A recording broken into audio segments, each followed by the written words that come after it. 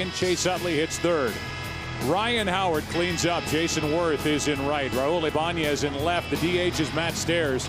Pedro Feliz at third base, and Carlos Ruiz does the catching. He bats ninth. And there's a look at the regular season numbers for A.J. Burnett. During the season, a 13-game winner in the first year of a 5-year, $82.5 million deal. And here it is, his fourth start in the postseason, and it's the same for A.J. when he goes out there. He can't fall behind, because that's when he has to come in with the fastball. But when he is right, if he gets ahead, the best curveball in the game. Before his first pitch, here's our opening pitch, brought to you by Budweiser, with full flavor and a crisp, clean finish. It's what we do. Here's Jimmy Rollins. Last night, 1 for 4. See how patient the Philly hitters are against Burnett, and if he can get out in front. Strike one.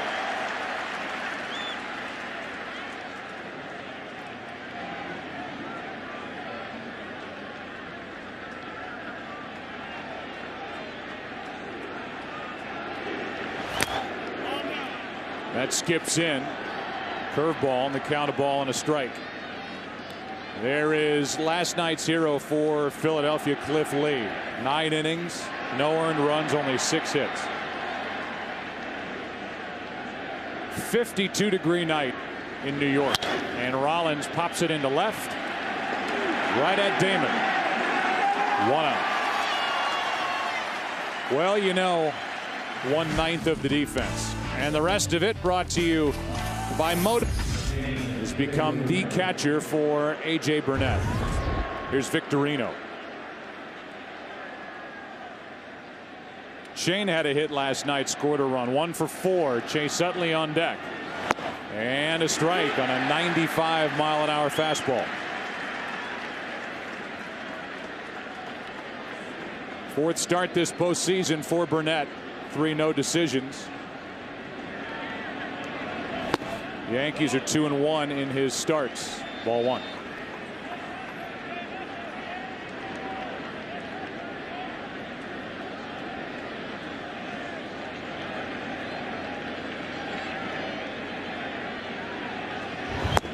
There's a good curveball. Strike 2. Once again, that's what happened when A.J. Burnett gets ahead. He forces the opposition to swing at balls out of the strike zone. Normally a patient club. If he stays ahead, he's going to be tough. Got him. 2 out. It also opens up the inside corner, and he goes inside to Victorino for his first strikeout. Terrific movement on that fastball from Burnett. Two-seam fastball that came back over the plate. And with the bases empty, here's Chase Utley, who gets a congratulatory boo here at Yankee Stadium for what he did last night. 2 of his 3 home runs this postseason, and he got CC Sabathia twice.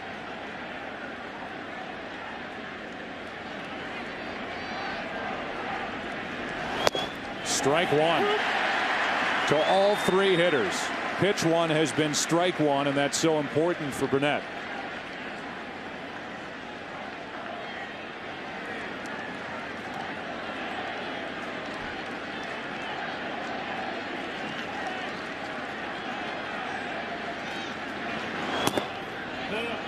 Breaking ball misses low, in the count 1-1. We talked about it last night for Chase Utley.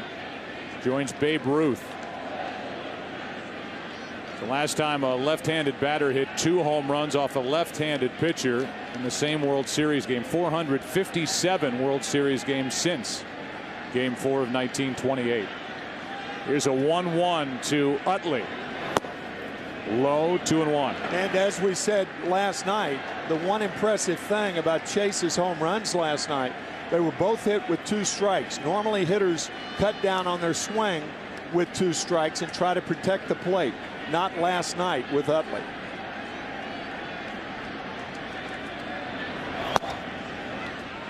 That's ball 3.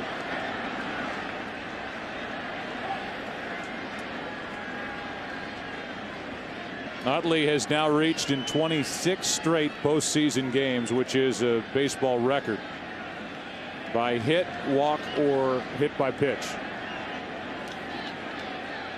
Last night he walked in the first inning, and he's up on the count here 3-1 before Pedro takes the hill in the bottom of this first. And Utley flies one into left. Damon is there. Phillies go in order. Good start for Burnett. Now it's Pedro's turn. Bottom of the first in the Bronx. No score. No score after a half inning, and a look at the Yankees starting lineup. Derek Jeter leads it off. Johnny Damon bats second. Mark Teixeira hits third. Alex Rodriguez, hitless last night with 3 strikeouts, cleans up. Hideki Matsui, the DH. Robinson Cano. Jerry Hairston Jr. makes his first start of the postseason. He's in right. Melky Cabrera in center. And Jose Molina does the catching, batting ninth. And here is Pedro Martinez, 5-1 in 9 regular season Philly starts. And no decision in that one NLCS start out in LA. If you're familiar with Pedro Martinez's style, he's a master at deception. Very wily, creative, an occasional curveball. He'll pitch right-handed batters more inside than he will left-handed batters. I'll tell you, seeing Derek Jeter walk up there, Joe, 2 guys in World Series history. I mean, these guys focus. They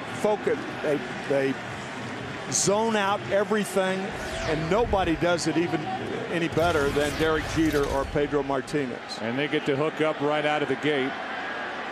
Here we go.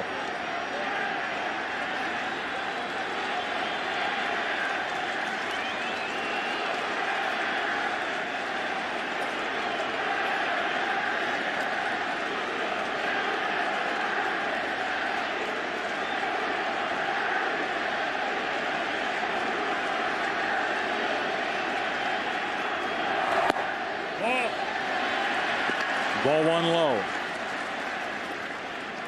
Talking to these Yankee hitters, Johnny Damon in particular, talked about the importance of getting that changeup over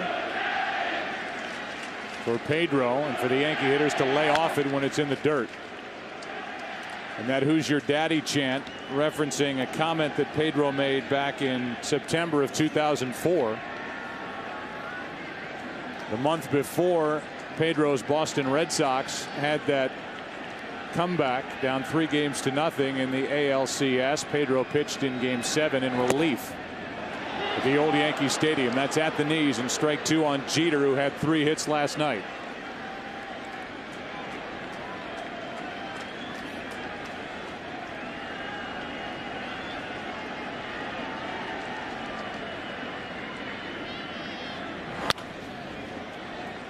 Take a look at the defense, and for the Phillies, it's brought to you by Moto Blur. In the outfield, it's Ibanez tonight in left. He DH'd last night. Victorino in center. Jason Worth in right. Phillies, Rollins, Utley, Howard around the infield, and Carlos Ruiz does the catching for Pedro.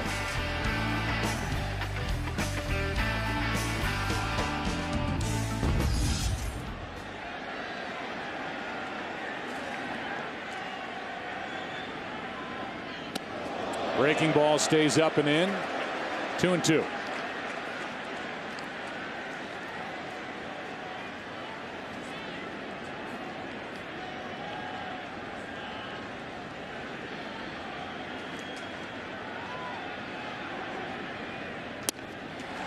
Ball 3.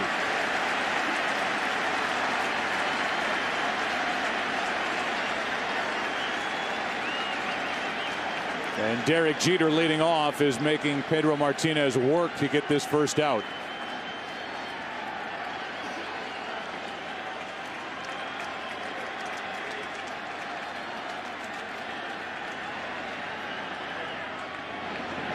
And a good start for Pedro as he gets Derek Jeter. 88-mile-an-hour fastball by his bat for out number 1. Charlie Manuel telling us that Pedro in Los Angeles, his fastball got up to 93 miles an hour. There is so much deception. Again, those long fingers that Pedro Martinez has, it seems like even an 88-mile-an-hour fastball, he hangs on to it a little longer.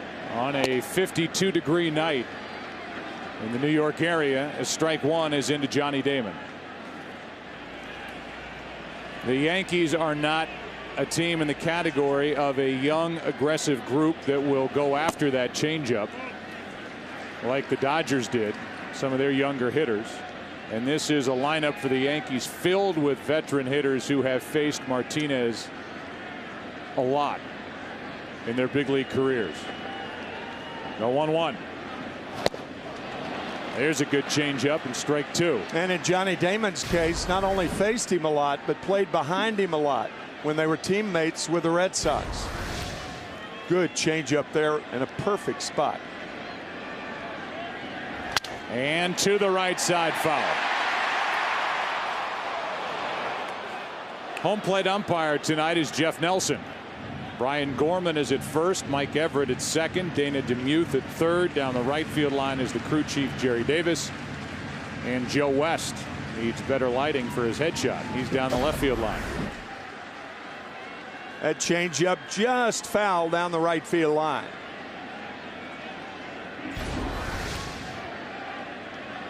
Another 1-2 to Damon, and a strikeout on a changeup.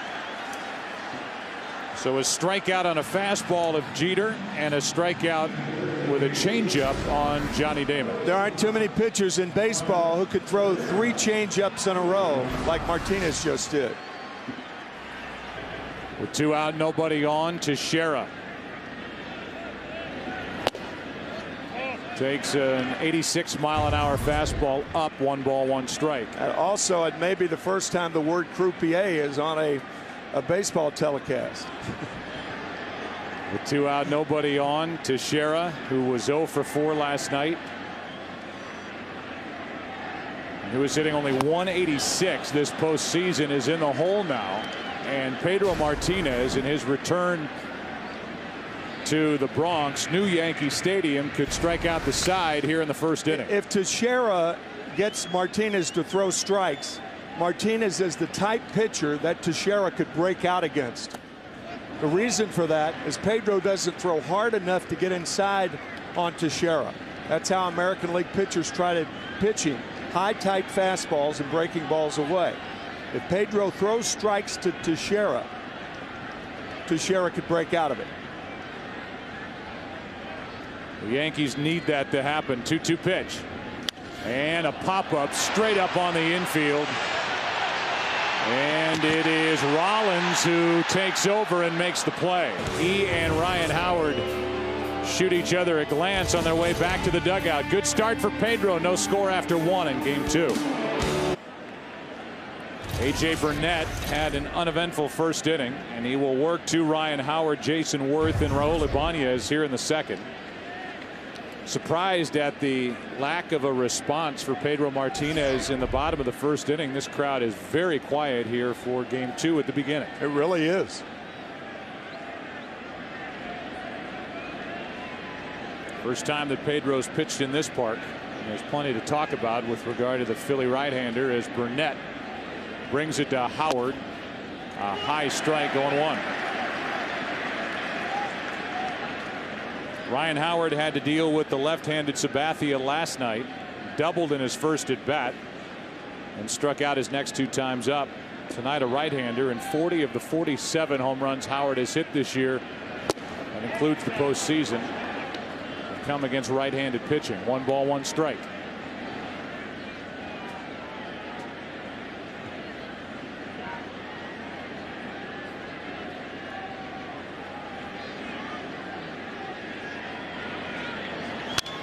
That's strike 2. 3 straight fastballs to Howard. 2 inside, 1 away. The Yankees will try to pitch Ryan Howard, breaking balls out of the strike zone when they get ahead.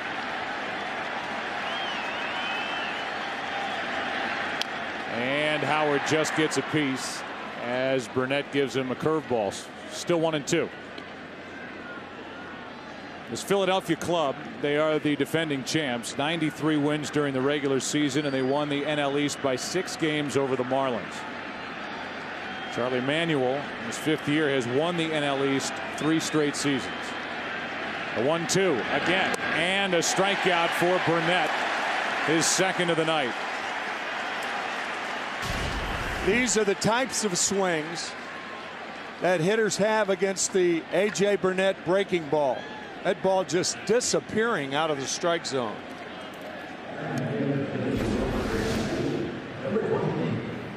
Brings in Jason Worth. We talked about it during the ALCS with regard to A.J. Burnett, that when he gets that curveball working, and it's like that, and he has his control, he is in that same category with Beckett, two former Florida Marlins. Beckett can just get to the next level when he snaps off the good curveball, and you see it early, and Beckett looks like he's got good control here tonight, at least to the first 4 batters. He's 0-1 on Jason Worth, and now a ball and a strike.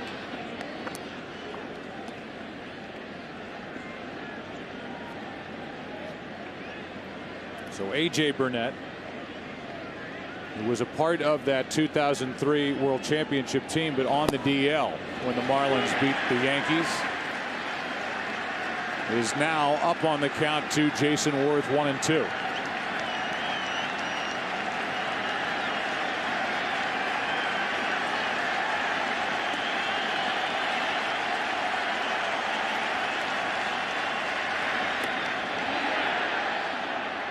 Worth lays off the curveball, 2-2. A.J. Burnett has faced 5 Philly hitters and thrown a first pitch strike to each one. You know, when CC Sabathia signs a deal for $161 million, $23 million a year, then A.J. Burnett comes in after and signs an $82.5 million deal. You think, oh, what a bargain. It's for 5 years. It's $16+ million a year. The Yankees need a good start from this right-hander here tonight, down in this series. He does not have a win this postseason. He's pitched well in 2 of his 3 starts. I think this is going to be a fastball. A lot of times when a pitcher shakes, yes, I want that pitch. Yes, I want it there. It's a fastball, and it is a fastball away. A running fastball, as it turns out, that came inside to Worth, and the count's still 2-2. Hitters pick up on that too. You can't shake your head yes twice, because when you do that, what you're telling your catcher is, yes, I want that fastball. Yes, I want it there. This will be a curve here. And reaching for it and fouling it is Worth. Jason Worth hit one of 3 home runs against A.J. Burnett on May 22nd. In that game, the Phillies beat Burnett 7-3. A.J. went 6, allowed 5 runs on 8 hits.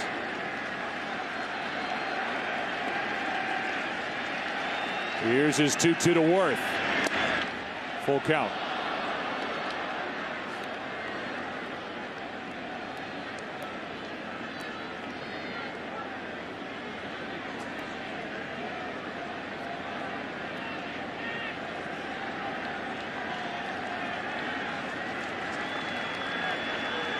On 3-2, a breaking ball and a ground ball to third, picked up by Rodriguez. 2 gone. Raul Ibanez is coming up, and he was a big piece of the puzzle acquired during the offseason. Signed by Ruben Amaro Jr. The Phillies led the National League in home runs, runs, RBIs. First back-to-back pennants in team history. And they beat the Rockies and the Dodgers to get to this World Series. Ibanez, who hit a career-high 34 home runs, stands in with 2 out and nobody on.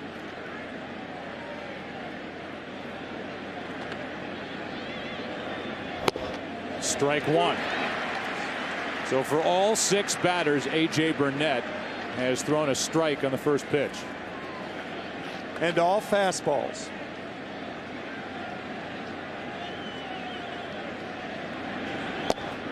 That's a ball. Lee Jenkins, who is a terrific writer, sports writer, and works now for Sports Illustrated, reported that Raul Ibanez could be facing offseason surgery on a small muscle tear near his abdomen.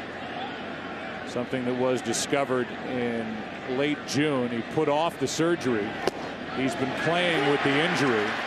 There's strike two. That time he also had a sore left groin, went on the DL. Came back on the 11th of July, and the power and the average have not been there like it was at the start of the season before he was injured. The 1-2 spins out of there, 2-2.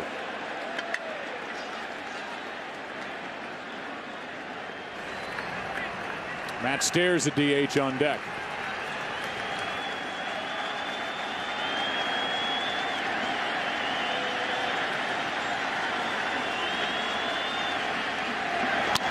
And a little fly ball into left. Johnny Damon cannot get there. It's a fair ball, and it's a double.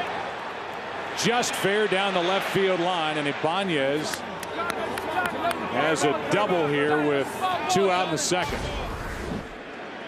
Only 7 guys play behind a pitcher, and they can't be everywhere.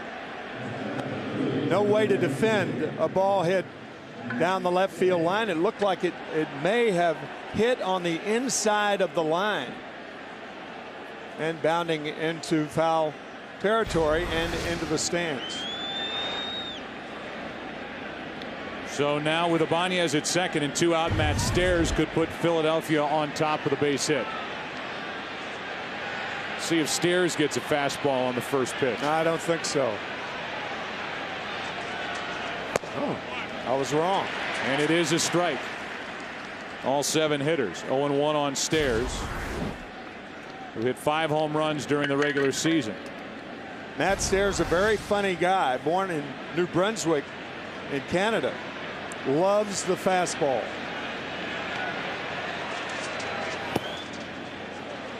A ball and a strike. Matt saying with every swing he tries to hit it as far as he can. And he did last year in the NLCS against Broxton. Yeah. And the Dodgers in a home run at Dodger Stadium that took your breath away if you were there watching it, no matter who you were rooting for. If you were a Philly fan or a Dodger fan, it stopped all the action and everybody just watched. You can hit him a long way. 1-1 pitch to third and under the glove of Rodriguez. Here comes Ibanez. The throw by Damon is late, and it's 1-0 Philadelphia here in the second. I would imagine that's an error on Alex Rodriguez. A fastball to Matt Stairs. And once again, Matt Stairs, a very good fastball hitter. He did hit it hard. The ball under the glove. It may have tipped the webbing of Rodriguez. And it's going to be scored as a hit, but could have been an error. So it's an RBI hit for Matt Stairs. But Rodriguez in that situation's got to knock the ball down. Yeah, you're right. That keeps it first and third with 2 outs. Instead, it got under his glove, and the Phillies score first. It took until the 3rd inning last night. It happens here in the 2nd inning with a 2-out double by Ibanez, who scores on the hit by Matt Stairs. The 0-1. Strike 2 on Pedro Phillies, the number 8 hitter. I think the first thing you're thinking, man on second and 2 outs. You're thinking if you have to range to your left or to your right, then you can keep the ball in the infield. But when the ball's hit right at you, you're thinking about making the play.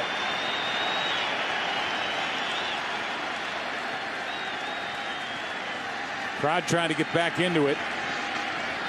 And the 0-2 to Phillies. Blocked by Jose Molina.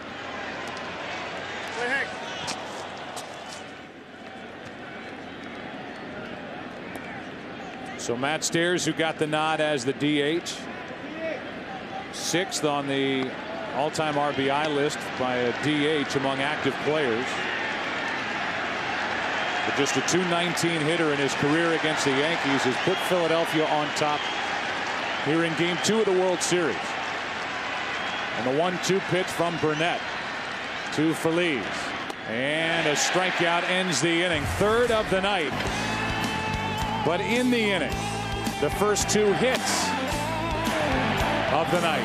Ibanez a double, Stairs an RBI single, 1-0 Philadelphia after an inning and a half. In Philadelphia, they lead this series 1-0, and Alex Rodriguez first up.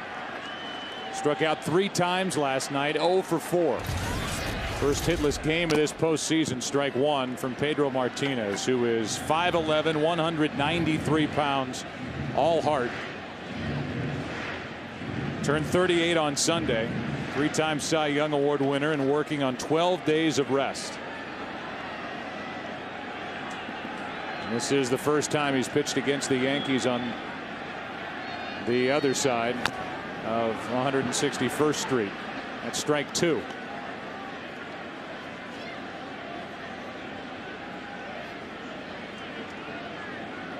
A career record of .219 and 100. And a career ERA of 2.93.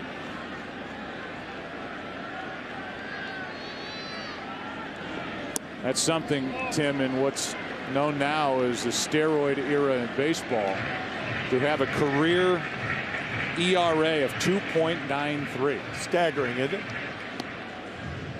He made that comment, we talked about it last night, that he might be the only man who brings fear to fans without pitching.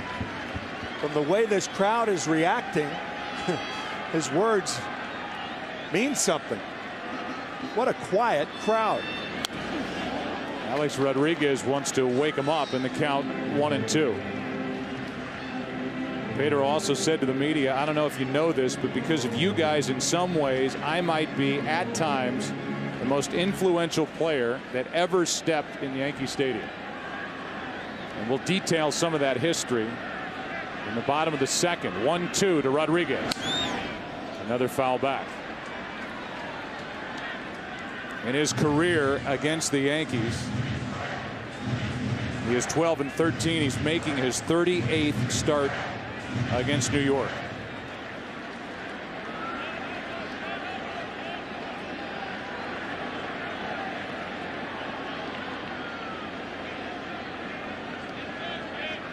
And time called as Rodriguez steps out. 1-2 with an ERA of 4.72 and 6 appearances against the Yankees in the postseason. Another foul.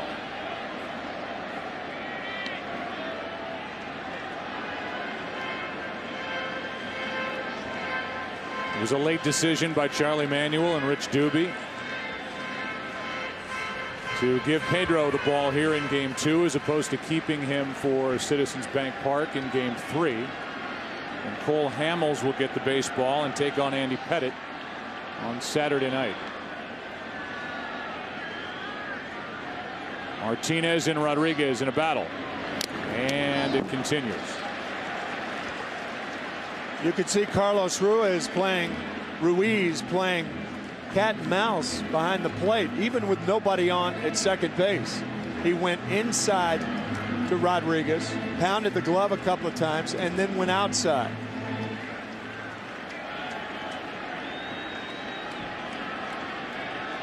You pound the glove enough inside, hitters think the pitch is inside. That's where this one will be. And it's up 2-2. A Yankee team that led Major League Baseball in wins, home runs, and runs. Look at the career numbers against Martinez for Alex Rodriguez. Yankee lineup shut down last night by Cliff Lee. 2-2 pitch. And got him looking. Third strikeout in 4 batters faced by Pedro Martinez. Martinez shaking off 3 pitches from Ruiz, and he throws the breaking ball. Talked about those long fingers allow him to wrap that curve to get that tight spin. So Rodriguez is now 0 for 5 in this World Series with 4 strikeouts, and here's Hideki Matsui. That's over, but low, ball 1. That good velocity that Charlie Manuel talked about and that Pedro showed in game 2 of the NLCS, it isn't what it was that afternoon at Dodger Stadium. It's in the upper 80s. But you talked with Joe Girardi, Tim, before the game about the importance of the difference in velocity between fastball and changeup. That's what's most important to Pedro. Absolutely. In other words, he can reach 87 with the fastball, but if his changeup is 73, that's still very effective. He does not have to throw a 91 to 93 mile an hour fastball to be effective. This is a breaking ball. Upon release from the hand, it was going 70, and when it crossed home plate, going 65. Here's a 2-1 to Matsui, and he waits on it and grounds a base hit through the right side. So for Pedro against the Yankees, roll the tape back to 1999, September 10th, and a career-high 17 strikeouts and a win at the old Yankee Stadium. 0-3 ALCS, Game 3. Throwing down 72-year-old Don Zimmer. An ugly incident at Fenway. Game 7, Grady Little stayed with a tiring Pedro. The Yankees rally and go to the World Series. And then in September of 2004, he said this. I mean, what can I say? Just tip my hat and call the Yankees my daddy.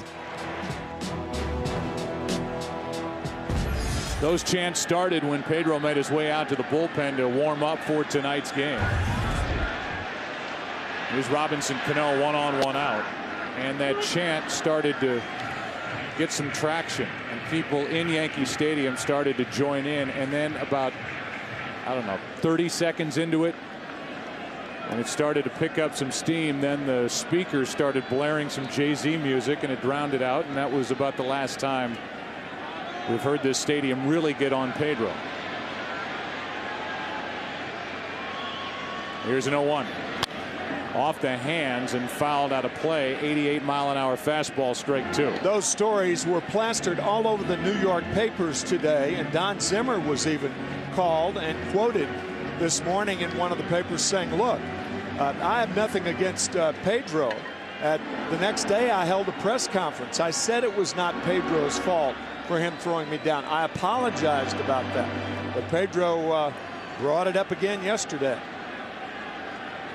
He brought it up again, but he had a new twist to the story. Yeah. 6 years later, here's an 0-2 pitch fouled back by Robinson Cano when Martinez intimated that Don Zimmer said something about Pedro's mother.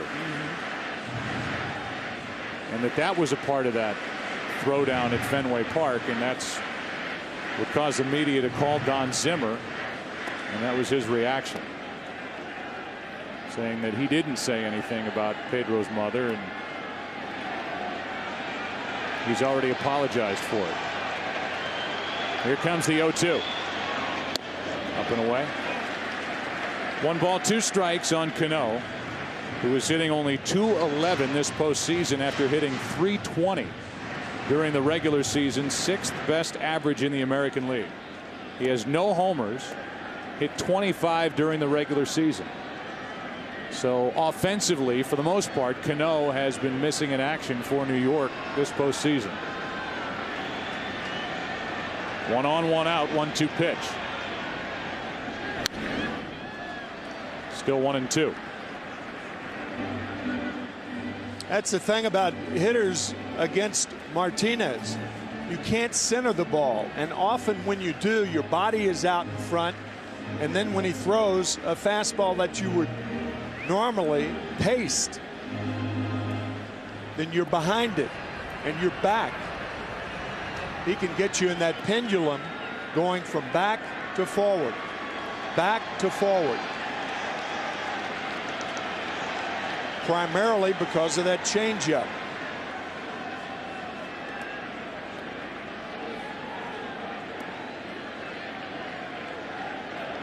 Pedro very deliberate so far in the first 2 innings. Here comes a 1-2, and that just missed. 2-2.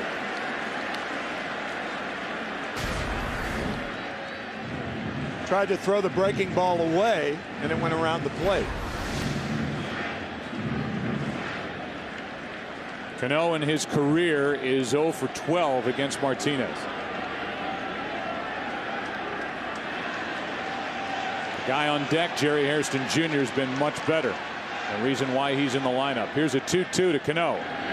just reaches out and drives it into left center field. Diving catch by Ibanez. What a play by Raul Ibanez. 2 out. Ibanez did not play in last night's game. He was a designated hitter. And that ball coming back to Raul, and a diving catch and a beauty. Fine play by Raul Ibanez. Ibanez dropped a ball in Colorado during the division series, and when we talked to Charlie Manuel about it before the game, he said that's the only ball I've seen him drop all year. He's really been better than advertised in the outfield. And he covered a lot of ground on that ball hit by Cano for a big second out. Last year the Phillies had Pat Burrell in the outfield, and Ibanez an upgrade at the plate and in the outfield from a year ago for Philadelphia. 1 on 2 out. Here is Hairston Jr. who takes the ball. 10 for 27 in his career against Pedro Martinez. But that's not the real reason why he's in the lineup. The real reason why is that Nick Swisher isn't hitting. If Swisher was hitting, Hairston would be on the bench. But he's just 4 for 35, Swisher, with 1 RBI, so he's in the dugout, and Hairston takes ball 2, 2-0.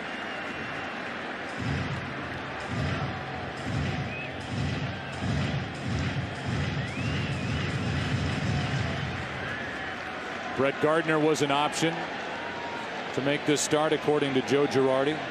Even Eric Hinsky, they thought about all 3, but looked at the career numbers for Hairston. A lot of that while with the Baltimore Orioles years ago. It's the organization that Hairston first came to the big leagues with, and that's why Hairston got the nod. There's his strike, 2-1.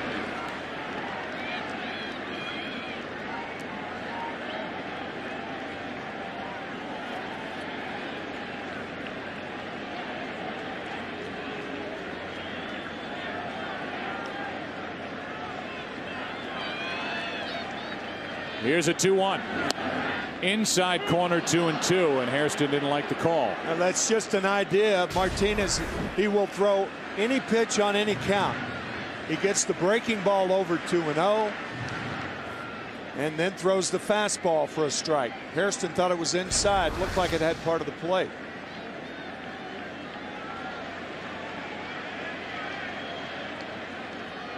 Now the 2-2 is down and away. Runner at first, Matsui will go. And Ryan Howard will back up.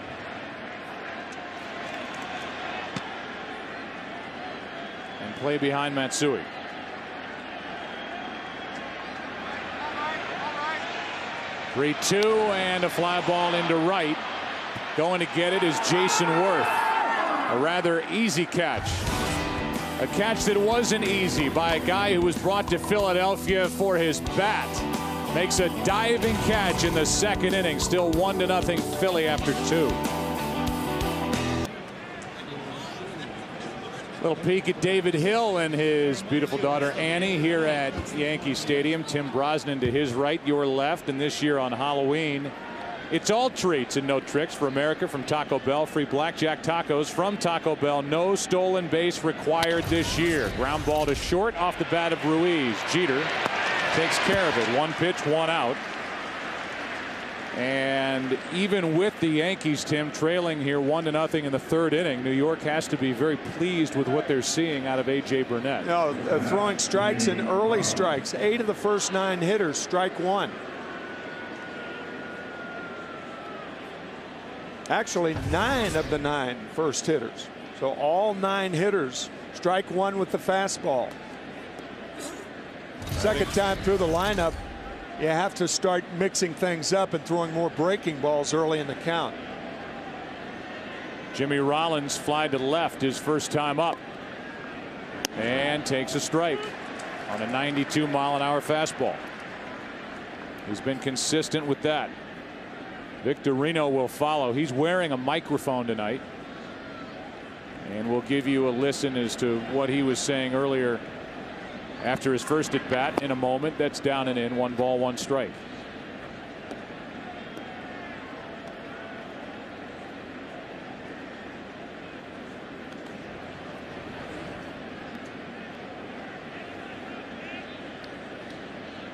Jimmy Rollins started this season hitting .207 through the end of June, but has picked it up since. .281, including the postseason, with 15 of his 21 home runs and 53 of his 77 RBIs, and a nasty breaking ball from A.J. Burnett.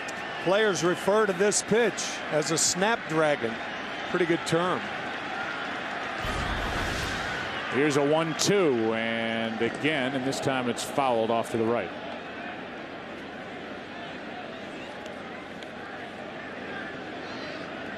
While it's a 52-degree night here, a lot of talk with the two clubs that on Saturday in Philadelphia the temperature might get into the 70s.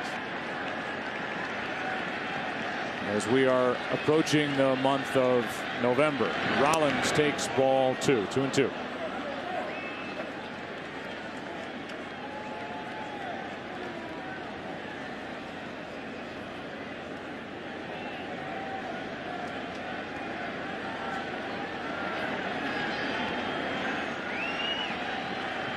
Curveball away. And it misses the plate. Full count.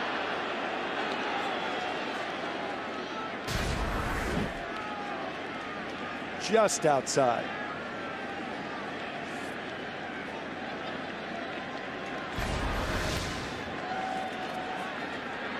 The 3-2 pitch is up and away, and Jimmy Rollins draws a walk. Let's listen in to Shane Victorino and what he was talking about in the dugout after his first at bat. I was too close to the plate, so I made it like I felt like I was way in. Yeah. I'm still trying to find my bearings on this left side, like, you know, where I am on the plate. So came back over. Batting right-handed against CC Sabathia last night. And normally Shane Victorino stands a little farther away. We'll see if he does this time. It's about the same right now. Not exactly backed up. No. Look for Rollins to run right here. Running situation with these two guys.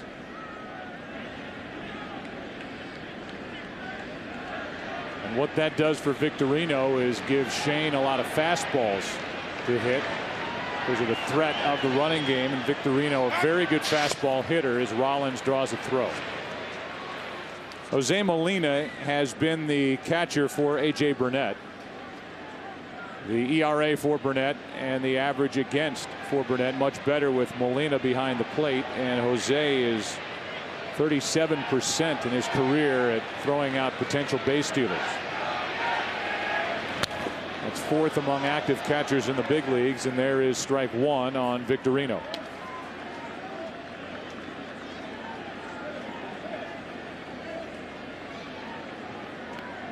Number 1 on the active list, by the way, is Pudge. Ivan Rodriguez at throwing out base stealers. And number 3 on the list is Jose's little brother Yadier. He's at 41% if you round up for his career. Gold Glove Award winner. Here is an 0-1 pitch. Instead, and pretty close. Rollins got back just in time. A.J. Burnett showing quick feet there. Speaking of feet, Jimmy Rollins lifting that right foot up. He may have been going before that throw to first base.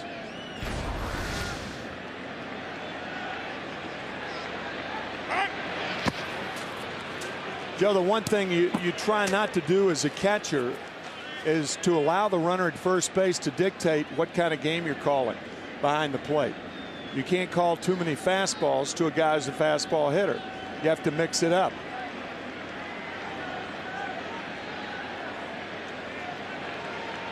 Here comes one inside to Victorino, and that one gets away. Supposed to be inside, and it was way up and away, and now Jose Molina wants to go talk as the count evens at 1-1 to Victorino. I think Molina is going to tell AJ not to use the slide step to that degree. This is a delivery toward home that is totally off kilter. The ball goes way up and away.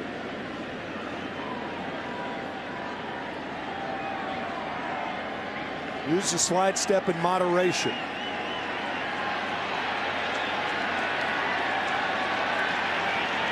Molina calls for the curveball. Runner starts and stops, and Victorino strike 2. Rollins made a little step towards second. Stopped, and a good pitch from A.J. Burnett.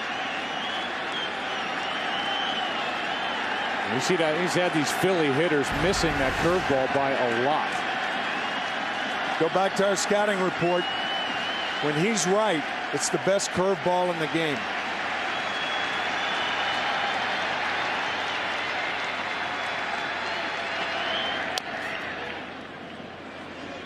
Victorino gets a piece with Chase Utley on deck.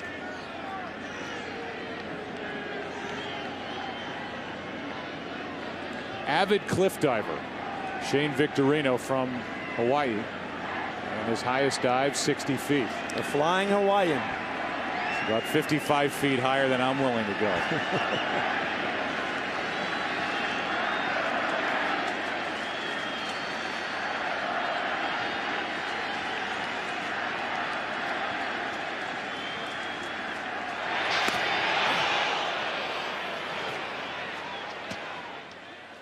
Rollins during the regular season with 31 stolen bases, 4th best number in the National League. And this Philly team, number 2 in the National League in steals, number 1 in stolen base percentage. And that's impressive, Tim, when you combine that with the fact that they led the National League in home runs with 224. Oh, they have a terrific offense, different from the Yankees, but very, very good. You know, the one thing we have not talked about is the possibility of a wild pitch with Burnett. We talked about his breaking ball being good. Sometimes it's so good it goes in the dirt. 17 wild pitches this year. +2 this postseason. And Victorino taps it foul to keep it 1-2.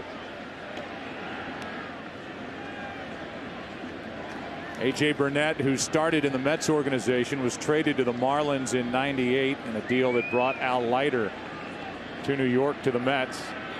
Came up in '99, threw a no-hitter in 2001 out in San Diego, but he walked 9 and hit a batter. 2006, a free agent, went to Toronto. Last year, 18-10 with the Blue Jays. This is his first year with the Yankees. And Davey Lopes is conversing with the first base umpire, Brian Gorman, as both Lopes and Rollins have to pay attention to Burnett, who's certainly paying attention to the runner. 1-2 pitch. There he goes. Now he comes back, and ball 2 is up and away.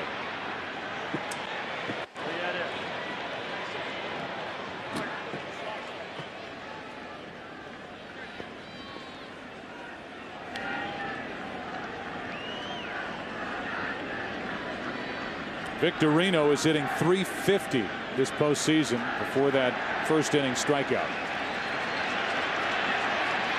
There goes Rollins, and a little chopper back to Burnett. He makes the play, 2 out. So Rollins finally took off, and Victorino grounds out for the 2nd out. Utley coming up.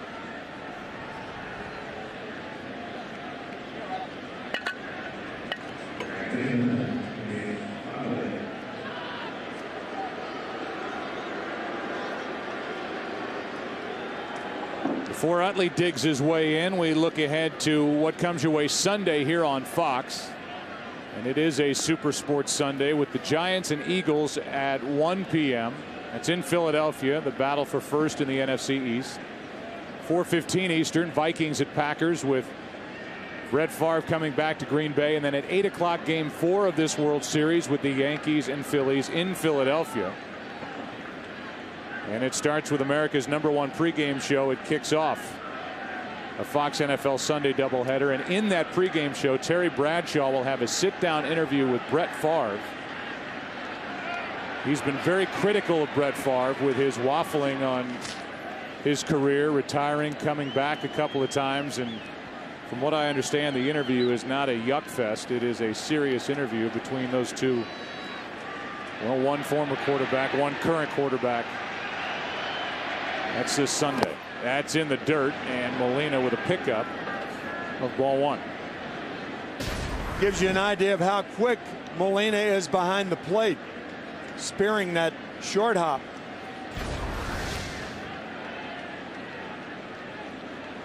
The first time in this game. First pitch from A.J. Burnett misses the strike zone.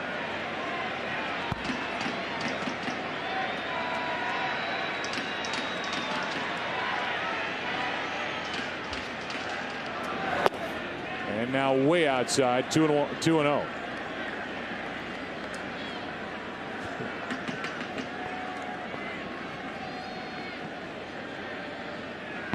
It's that time of year. Tomorrow night. Actually, 2 nights. I haven't wound my watch. Your new watch has failed you on national TV. You can go out trick-or-treating tomorrow night. You're going to surprise some people. Well, it's an off day. Why not? Here's a 2-0 pitch. Utley takes high, 3-0.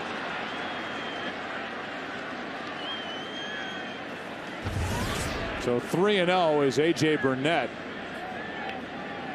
has slowed the pace of this game down considerably. It happened when Rollins reached on the walk. And now with a count of 3-0, Chase Utley is going to be intentionally walked, and that brings up Ryan Howard with 2 on and 2 out. How many times, at least in recent memory, has a hitter been walked to face a man who's hit 45 home runs and 141 RBIs? That does not happen that often. By the way, 40 of those home runs have come against right-handed pitching. Dave Island goes out to talk to A.J. Burnett. And we go back to the second inning and look at the pitch sequence. Fastball inside. So with the count 1-2, Ryan Howard fouls it off, and then the check swing to get him.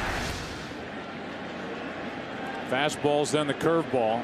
First time around, and that was a strikeout to start the second. In that inning, a 2-out double by Ibanez, and he scored on a base hit that got under the glove of Alex Rodriguez.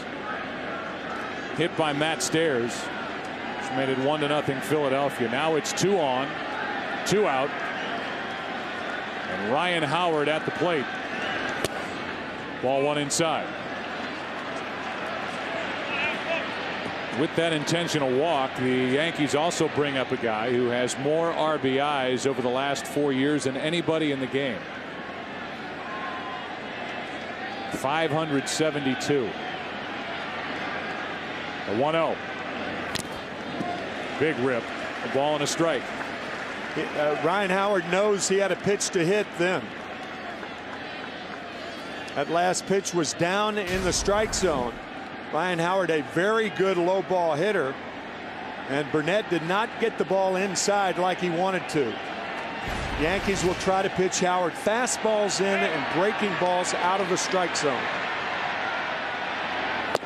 And that one drops in for strike 2. A good A.J. Burnett curveball.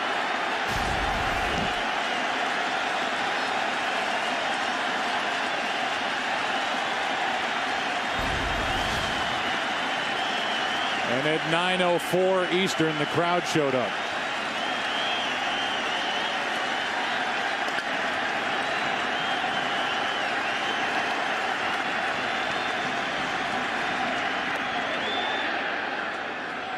Two and two.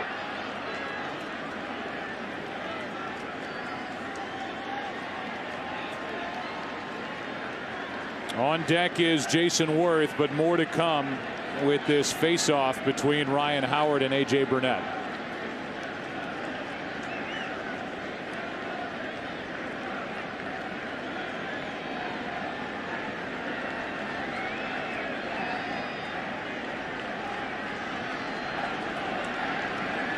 And for you on Saturday night, Tim, when you go trick-or-treating, 71 in Philadelphia.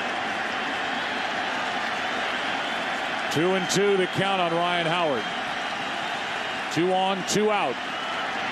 Inning over as Howard strikes out again. Cabrera, Molina, Jeter coming up for the Yankees, who trail by 1. Bottom of the 3rd inning, number 8 hitter Melky Cabrera first up for New York. The Yankees have yet to figure out Pedro Martinez. A base hit, ground ball base hit by Hideki Matsui with 1 out in the 2nd is all the Yankees have tonight. Cabrera hits it well to center. Back is Victorino in front of the trap. 1 out.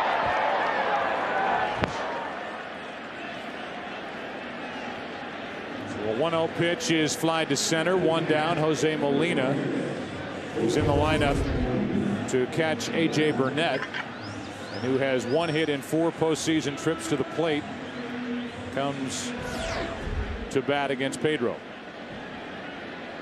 Martinez, who sat out the first 4 months of this season, was in the Dominican, was with his recently widowed mother, built her a garden, worked in the garden for his mom, got his body healthy.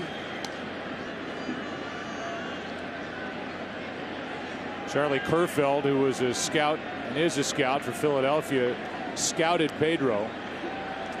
He liked what he saw initially, and then the interest became more intense.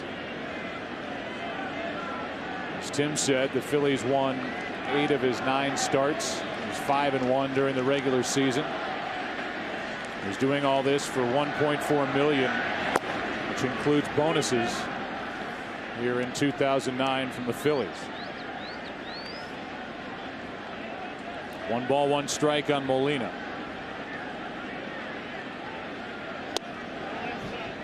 Ball 2. Were there teams willing to take a chance on Pedro Martinez in spring training? Well, of course, but the price was too high. So the Phillies won out by waiting, and he has paid big dividends. Here's a 2-1 pitch to Molina. Inside, 3-1. Pedro, who helped turn around the Red Sox in 1998. He was traded there for Carl Pavano and Tony Armas Jr. Here's his resume. 3-time Cy Young Award winner, 1 time in the NL with Montreal, 8-time All-Star.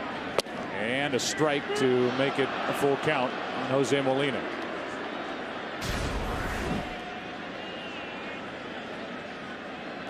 Good pitch for strike 2.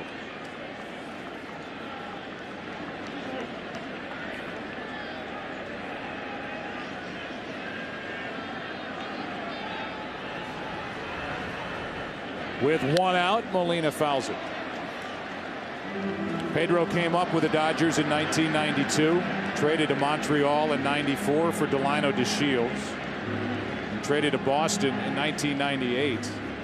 Had a 19-win season, a 23-win season, was 18-6 with a 1.74 ERA in 2000, 20-4 in 2002, 16-9 during the regular season when the Red Sox won it all, sweeping the Cardinals in the World Series.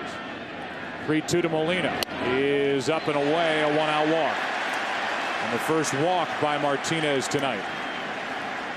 Prior to tonight's game, Derek Jeter was named the 2009 recipient of the Roberto Clemente Award, presented by Chevy. It's bestowed annually to the baseball player who combines a dedication to giving back to the community with outstanding skills on the baseball field. Since 1996, Derek Jeter's Turn 2 Foundation has awarded more than $10 million in grants to programs that promote academic excellence, leadership development, and positive behavior in kids. Jeter, a guy who had 4 rings after his first 5 full years in the big leagues. 3 hits last night, struck out his first time up tonight. 1 on, 1 out, and strike 1 from Martinez. Derek Jeter and Yogi Berra always kidding one another. Berra, who has 10 World Series rings, and Jeter with 4. Derek said, "I'm going to catch you," and Yogi said, "No, you're not." You see Charlie Manuel and Sam Palazzo trying to get Ryan Howard's attention. Now Howard plays behind Jose Molina. It's important because Jeter likes to go to right. And he's in the hole 0-2. And by the way, in the spirit of Roberto Clemente, Major League Baseball invites all fans to lend a hand by volunteering in their communities. For more information about how you can get involved, visit MLBGoBeyond.com.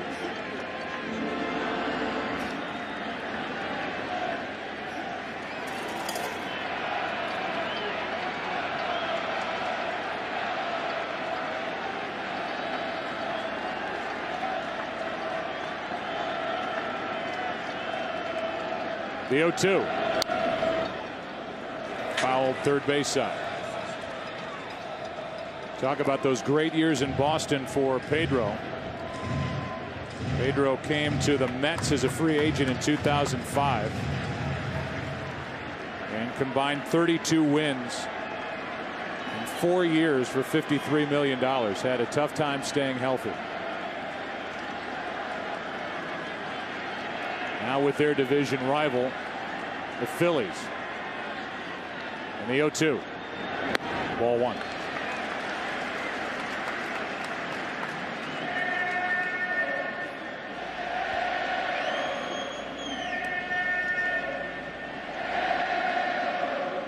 Yeah, this has been a New York Mets fan here in New York City. A New York Mets fan's nightmare. The Phillies facing the Yankees in the World Series. Here's a 1-2. 2-2.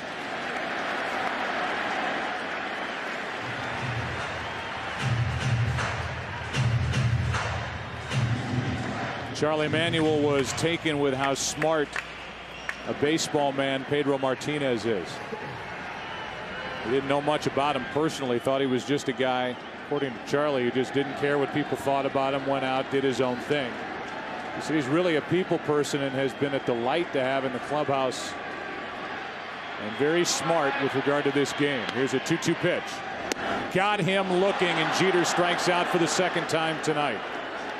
I think he quick pitched Derek Jeter then. We talked about how wily and savvy Martinez is. I think that was a quick pitch. He barely stopped. Look how quickly he gets rid of the ball. You don't see Derek Jeter strike out twice against one pitcher, particularly a pitcher that can't get inside. But I think Pedro quick pitched Jeter. Then I'll tell you, he is very, very smart on the mound.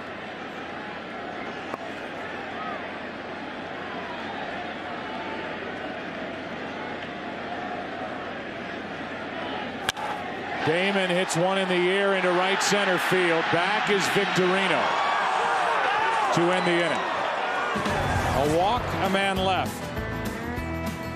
Yankees have stranded 2 as we give you a look outside the new Yankee Stadium. We go to the 4th, 1-0 Phil.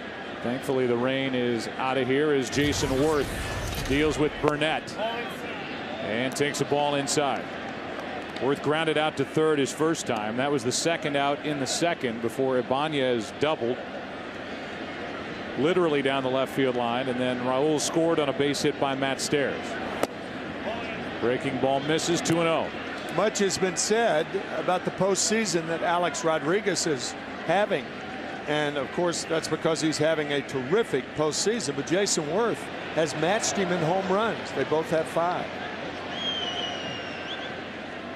Here's a 2-0. 3-0. We had a chance to visit with Joe Girardi, the Yankee manager, and we'll play that for you after Worth does something to start the 4th. Phillies lead 1-0 and lead in this series 1-0. 3-0 pitch. 3-1.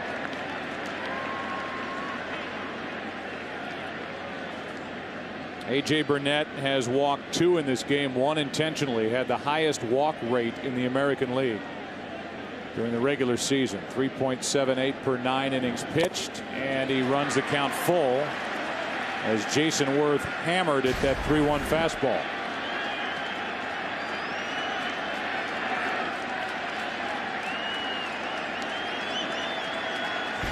Not much straight coming out of the right hand of A.J. Burnett.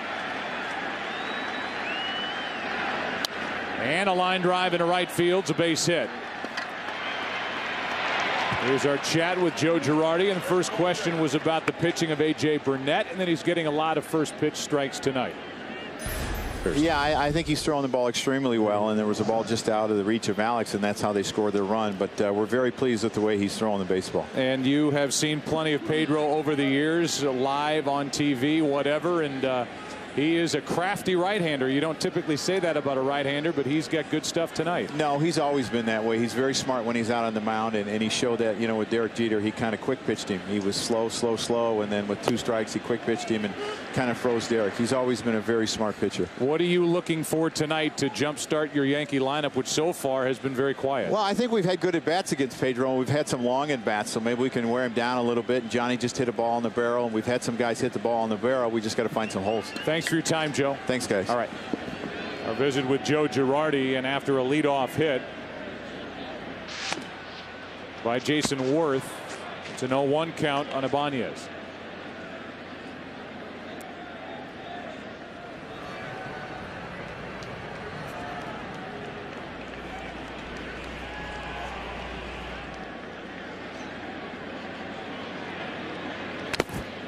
Foul tip and an 0-2 count.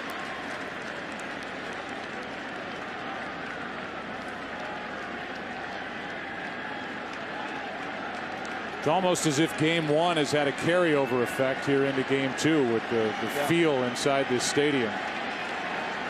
And what's a 1-run game in the 4th, even with the excitement about Pedro Martinez pitching against the hometown Yankees. Yeah, that's what happens when a team shows up and shows the home crowd how good they are. This is a very, very tough Philadelphia outfit. Counts 0-2 on Ibanez. And Ibanez checked a swing. Out at first is Worth for the first out of the inning. No swing by Ibanez, but nearly 2 outs on 1 pitch. Almost a double play. Just a brilliant throw by Jose Molina behind Ibanez. Watch, short hop behind, right behind the neck. So quick, and Worth is out. It runs in the family.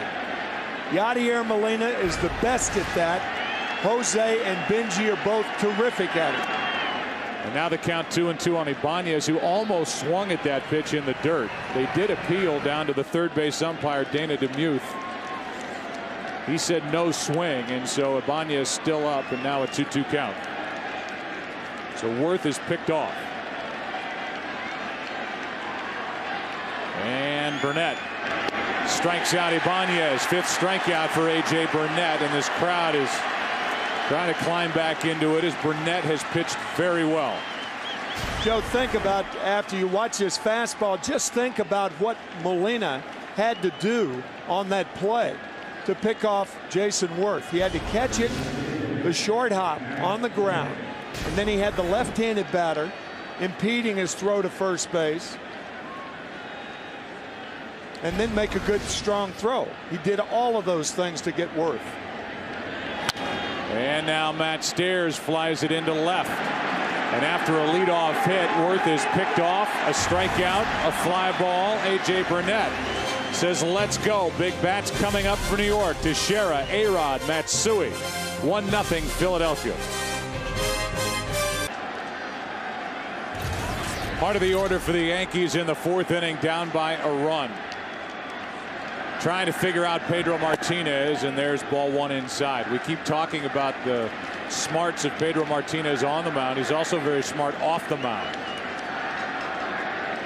His 1-0 pitch is flied in the air to right center field. Back at the wall, tie game.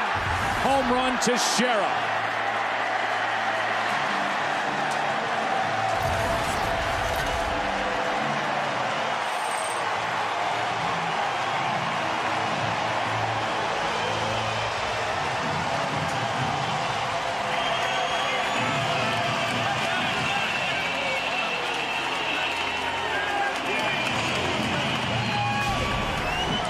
It was a changeup. And did he ever center that ball? Man, that ball was crushed. Looked like he was sitting on the changeup. And he got it. And he got Pedro to tie the game 1-1.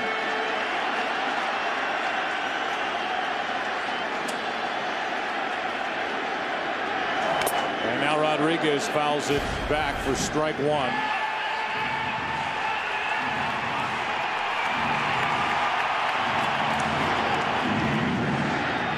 For Mark Teixeira, his only other home run this postseason, his first year with the Yankees, was the game winner in the 11th inning. Game 2 of the divisional series against the Twins. Now Rodriguez takes a strike, and it's 0-2. Last night was the 11th time that the Yankees were held homerless at their new home this year. Teixeira gets on the board with a 414-foot home run to right center. Rodriguez hits one in the air to left. Back is Ibanez for out number 1.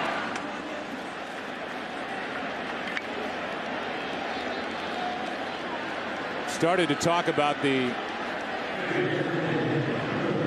abilities of Pedro Martinez, not only on the mound but off it. And because he is as smart as he is, I think he really enjoys the back and forth with the media.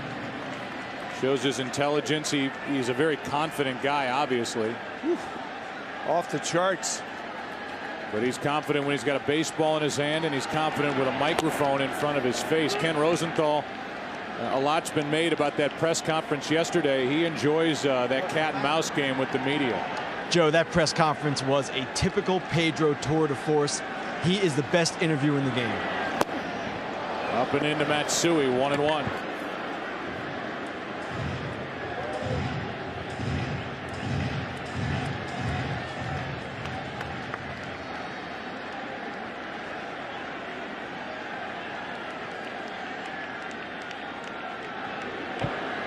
Matsui with 1 out, nobody on, takes inside, 2-1. Martinez gave up 7 home runs in his 9 starts with the Phillies during the regular season. All 7 were solo home runs. And he gives up a solo shot here to start the 4th inning to tie the game. And now misses with ball 3 high to Matsui.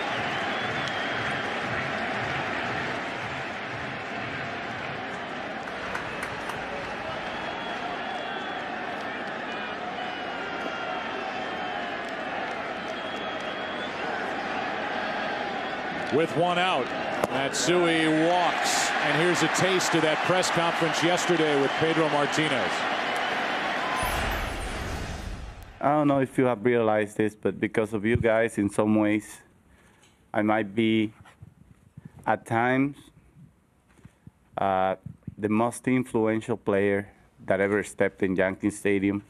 When you have 60,000 people chanting your name, waiting for you to throw the ball, you have to consider yourself someone special. He is that. With his 219 career wins against only 100 losses. As we said before, a career ERA. It's under 3. 1 on, 1 out. Cano goes after that Bugs Bunny changeup, as Jimmy Rollins calls it. It gets into the hitting area and just stops. Strike 1. We talked to Charlie Manuel and asked Charlie what he saw from the bench and when he thought Pedro was in trouble. He said it's easy. When the arm or when the hand is below the shoulder on release. Cano is jammed a bit, flies it into center. There is Victorino, and Cano is now 0 for 5 in this World Series. Pitchers and catchers call that staying on top of the ball, and when he drops down, and it's easy to do with that changeup because you kind of lead with the elbow. But they will keep a very, very close eye on Pedro Martinez. They have the best view in the stadium to see whether he drops down or not. He and Rich Doobie. Here's Jerry Hairston Jr. Runner at first, 2 out, tie game, 4th inning. Phillies in the 5th will have the bottom 2 in their lineup. And a fastball for a strike from Pedro. That is the view that Charlie Manuel and Rich Doobie have. And Pedro trying to keep that hand and arm above the shoulder on release. When it drops down, when he gets tired, then it's time to take him out. That's pitch number 73 from Pedro Martinez. It's a strike, and Hairston spins out of there. Didn't like the call. It's 0-2.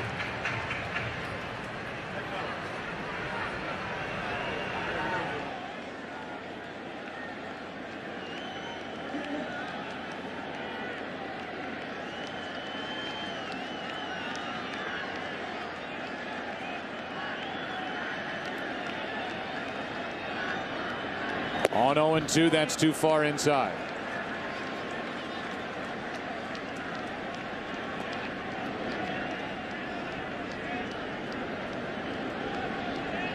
On deck is Melky Cabrera. Yankees have tied it on a leadoff home run by Teixeira.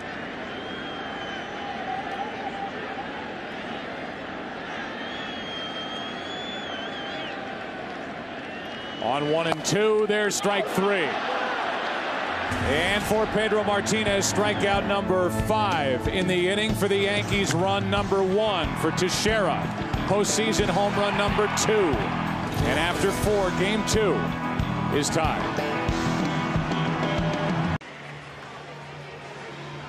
Aerial coverage tonight brought to you by DirecTV. To get the most channels in HD, call 1-800-DirecTV. Into the 5th inning now, a 1-1 game. Thanks to a home run from Mark Teixeira for the Yankees. Phillies have only 3 hits on the night. Had a man picked off, 2 walks by Burnett, 5 strikeouts, and he's back to work in 1 pitch. Hairston stalks it. 1 out here in the 5th inning. Give a look at the in-game box score for the Phillies, brought to you by Fox Business Network, the new home of the American Dream, on DirecTV channel 359, or check your local listings. There are the hits: Worth, Ibanez, and Stairs, and the RBI for Matt Stairs with a 2-out base hit into left back in the 2nd. Here's Ruiz. Grounded out to short his first time up.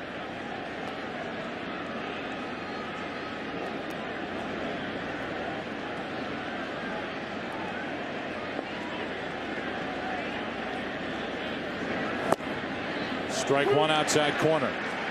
Pete McCannon is the bench coach of the Phillies, and he has Bob Uecker humor. He is the bench coach to the left of Charlie Manuel.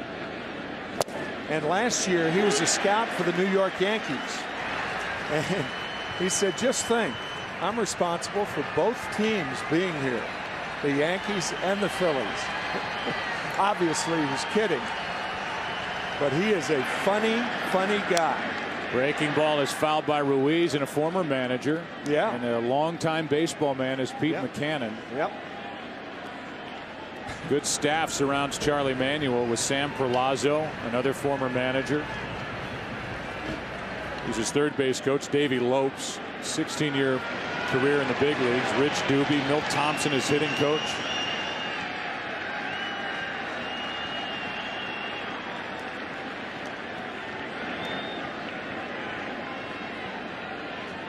Ruiz gets out, now gets back in. Hit a home run against A.J. Burnett. Carlos Ruiz did back in May, and he takes ball 1.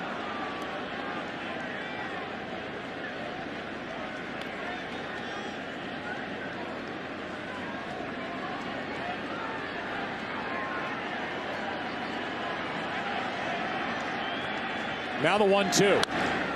Well hit into left field. Back is Damon at the wall. This ball is 1 bounce up against the wall, and it's a double with 1 out for Ruiz.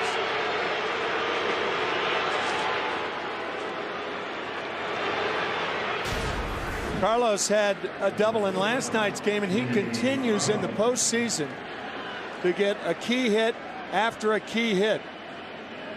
Only a .255 hitter during the season, but he did have a career high in home runs with 9. Well, he often, for the Phillies in the postseason, does he come through. Yeah, his last 14 postseason games, he came into this one hitting .372. Now he's 1 for 2 tonight with the double. He is at second for Jimmy Rollins, who drove home 77 runs during the regular season, has 3 during the postseason. So a chance for the Phillies to jump right back on top. That's foul.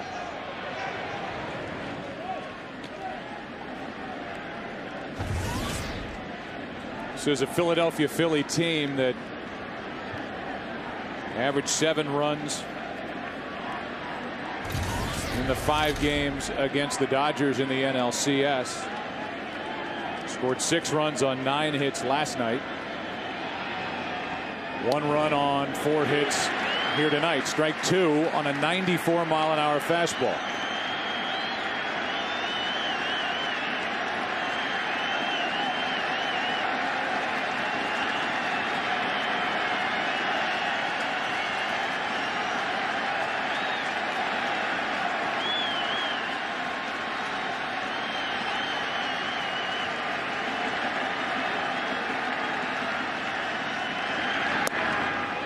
Just inside ball 1.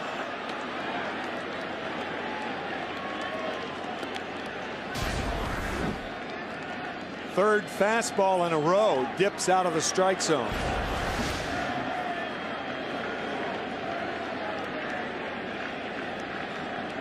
We saw Jose Molina do a lot of this during the ALCS when he worked with A.J. Burnett, going out with a runner at second base to discuss.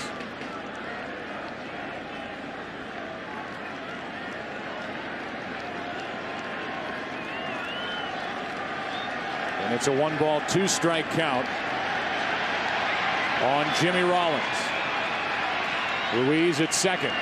And a good job by Molina to block that pitch. 2-2.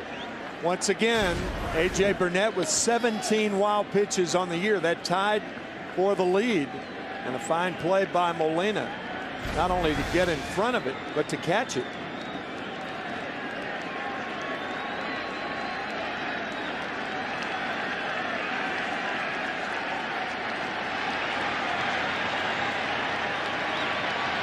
Ruiz really moving around out at second base, and a 2-2 pitch. Down and in. Rollins didn't go, and it's a full count.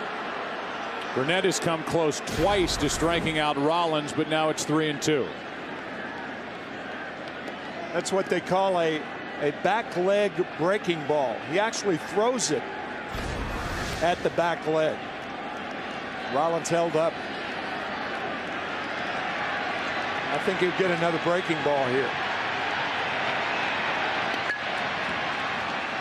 On 3-2, and struck him out, 2 away. Strikeout number 6, and it did come on an A.J. Burnett curveball.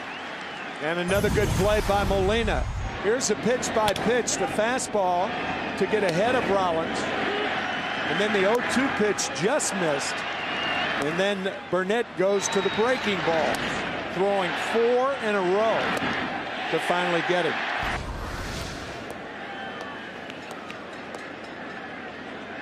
So here is where Victorino's in a good spot in this Philadelphia lineup. He hits behind a guy who gets on base, who steals bases in Jimmy Rollins. Therefore, he gets a lot of fastballs. And in this case, first base is open, but Chase Utley, a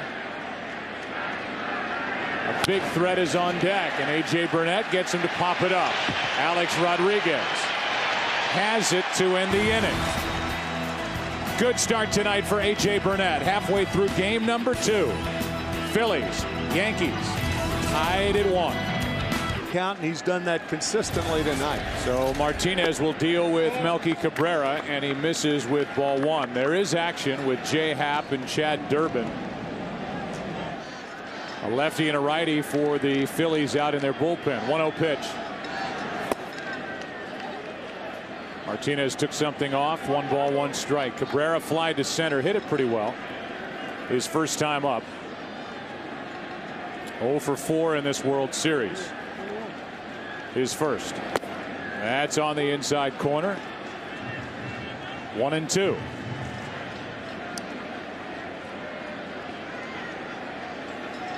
Jose Molina is next, and then Jeter, and Jose Molina is now.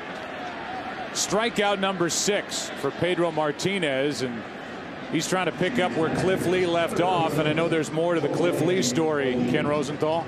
Yes, Joe, it started yesterday in a cab in traffic in Manhattan. Imagine that. Cliff Lee was in that cab. He jumped out at West 119th Street, hopped on a subway, then had to change trains. No one recognized him.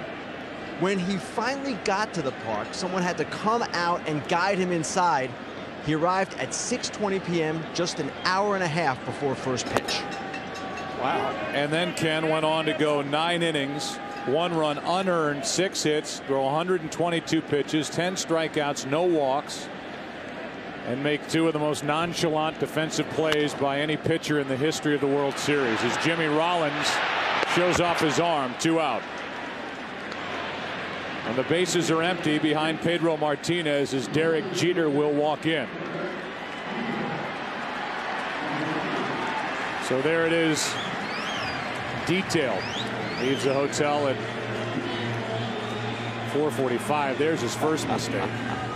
That's right. I mean, that's cutting it too close anyway. Give yourself the extra hour, Cliff.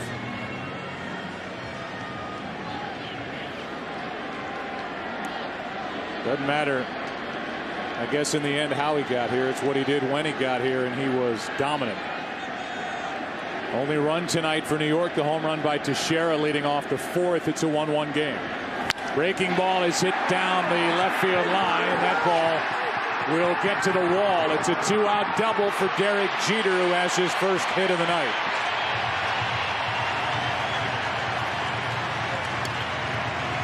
Hanging breaking ball, and Derek Jeter jumped all over it. Yeah, it looked like Jeter went up looking for something off speed. He got it. It was the curveball. It stayed in the middle of the plate. And we've said it often that catchers don't catch these pitches. Jeter, after striking out 2 times in a row, gets Martinez his 3rd time. And gives the RBI chance to Johnny Damon.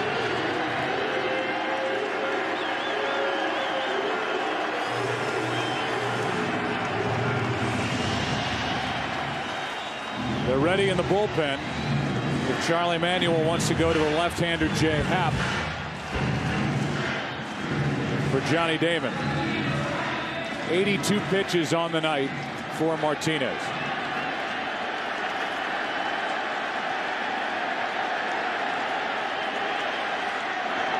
And a pop-up right side of the infield. Waiting for it is Ryan Howard, and that ends the 5th. Damon pops up. Pedro Martinez around the 2-out double by along with our producer Pete Macheska, our director Bill Webb, Larry Lancaster, our associate director Aaron Stoikov, managing that tape room and doing his great job as usual. Joe, Tim, Ken, back at it in the 6th inning of Game 2 of this World Series. Chase Utley first up, part of the order for A.J. Burnett in a 1-1 game, and Burnett so far has been very good. 2 walks, 6 strikeouts, and a run on 4 hits.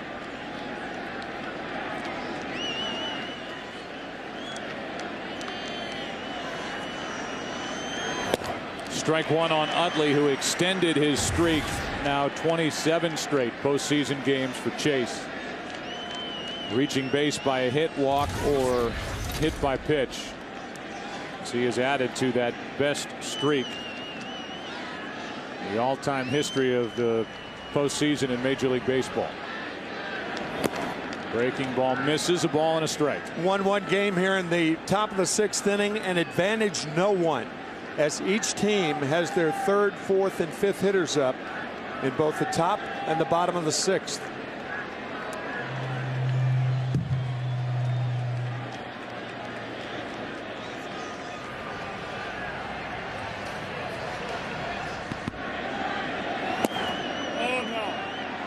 That's low. 2-1. So it's Utley now, Ryan Howard on deck, and then Jason Worth.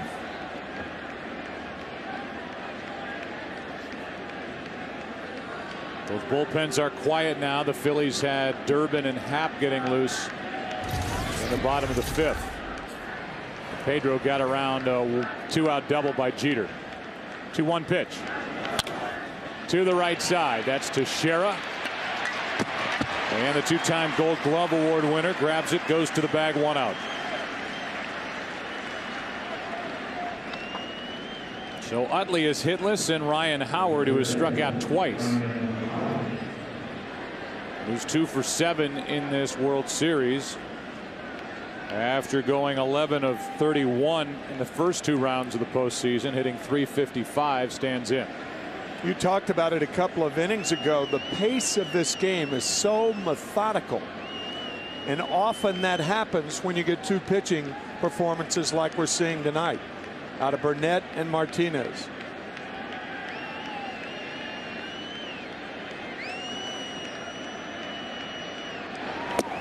And a good tight curveball, strike 1.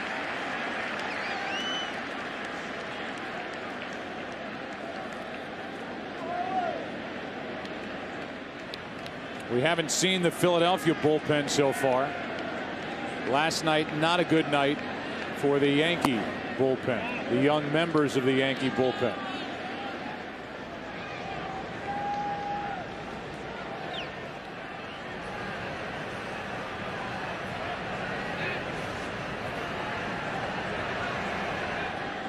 Here's a 1-1 pitch. On the outside part, strike 2. And A.J. Burnett to this point has saved his best stuff for the most dangerous hitter in the Philadelphia lineup, Ryan Howard.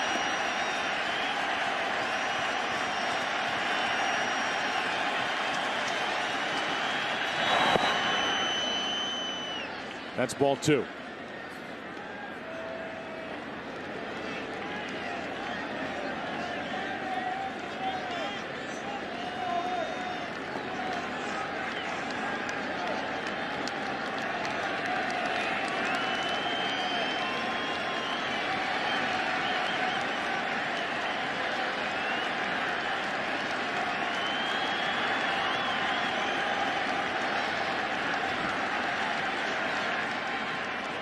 Howard steps out before a 2-2 pitch from Burnett.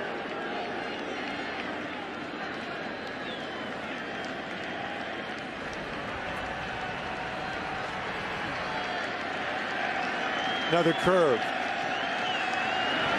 And another strikeout. 3 times tonight Ryan Howard has struck out, and a total of 7 on the night for A.J. Burnett. If you are just joining us, it's World Series game number 2. Phillies won last night 6-1. We're tied 1-1 here tonight. First run on a base hit to left off the bat of Matt Stairs, but Mark Teixeira tied it in the 4th. Good pitching by Pedro Martinez in his return to the Bronx, and certainly for A.J. Burnett. That's our Verizon game summary. That's a strike on the outside corner to Jason Worth, who's 1 for 2. 7th best total in the National League with 36 home runs during the regular season. He's added 5 in the postseason. Big threat. And a shot into center field. Easy for Cabrera. And a 1-2-3 6th inning. What a night for Burnett. Pedro Martinez back to the bump. Part of the order coming up, tied at 1. Pedro Martinez back to the mound. 1-1 bottom of the 6th inning, and the in-game box score for the Yankees brought to you by Fox Business Network, the new home of the American Dream on DirecTV channel 359. Check your local listings. The only run produced by this man, Mark Teixeira.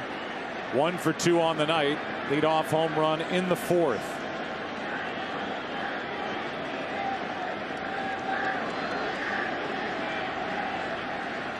First pitch, a ball.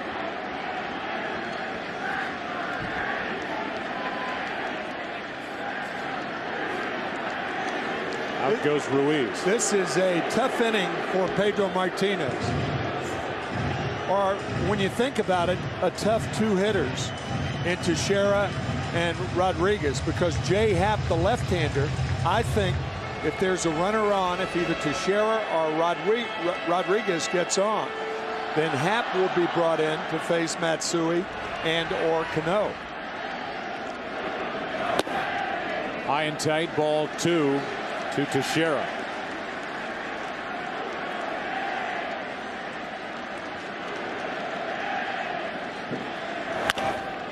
That's foul. Steve Horn, our editorial consultant, talking to us before the game about the difference between command and control. Similar words.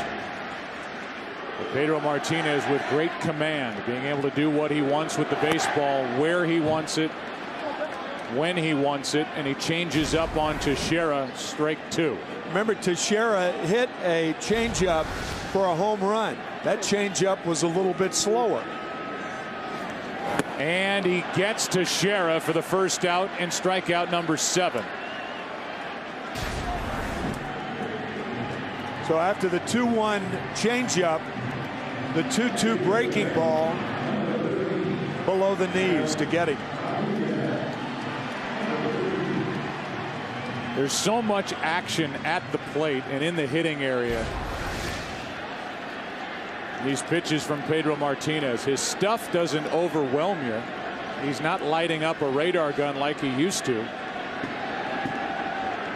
But with his intelligence and his pitching guile, he is getting through this very good Yankee lineup here tonight as he misses inside ball 1 to A-Rod, who's 0 for 2.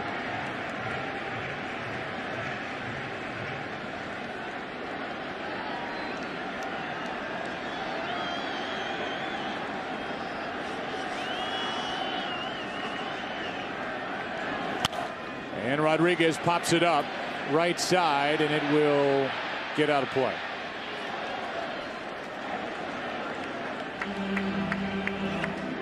Who's your daddy chant started with Teixeira up, then the strikeout. And the organist tries to get him going again.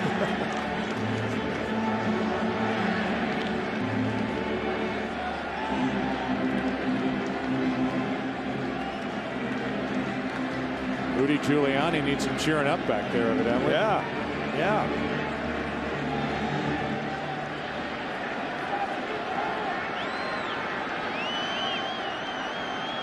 Here is a 1-1 to Alex Rodriguez. Fouled straight back on an 89-mile-an-hour fastball, strike 2. 3 straight 89-mile-an-hour fastballs in on the hands of Alex Rodriguez. Once again, that's where American League pitchers try to pitch him. Now we'll see where Martinez and Ruiz go. They're mixing their signs up even though there's no one on. And another strikeout. And Rodriguez is 0 for 7 with 5 strikeouts in this World Series so far. 3 straight fastballs in on the hands, and then the changeup. Tantalizingly slow to get Rodriguez.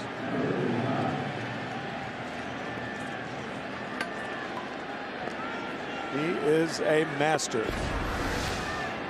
Now it's Matsui, who has walked and singled. Strike 1. Hideki during the regular season, 28 home runs, 90 RBIs. 1 postseason home run here in 2009. It came against the Twins in the division series. Hasn't hit a lot of balls hard this postseason except for that home run as he takes strike 2.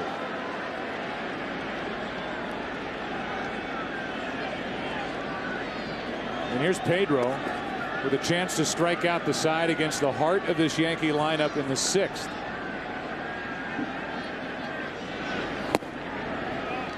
Ball 1.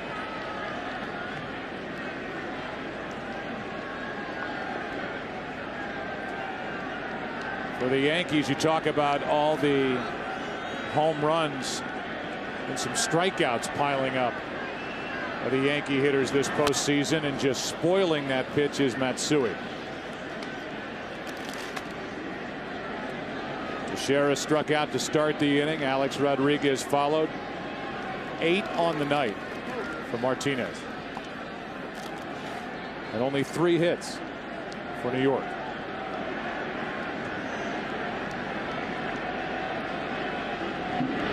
There's a shot into right.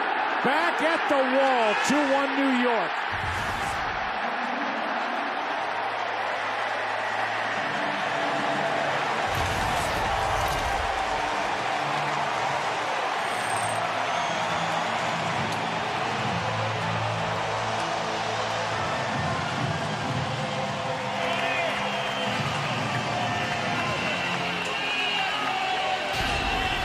A curveball on the ground below the knees. For the first time in these 2 games, the Yankees take the lead.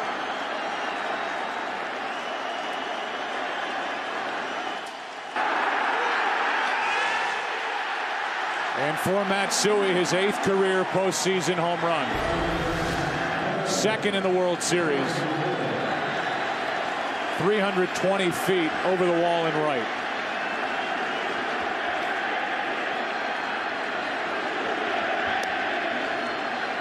It's weird how the game works, isn't it, Joe? You know, had Martinez allowed either Teixeira or Rodriguez to get on base, probably Charlie Manuel brings in Jay Hepp. You don't know that, but probably. He retires the first 2, and Matsui pops one. Cano flies out. Hideki Matsui has given the Yankees their first lead in this World Series with that.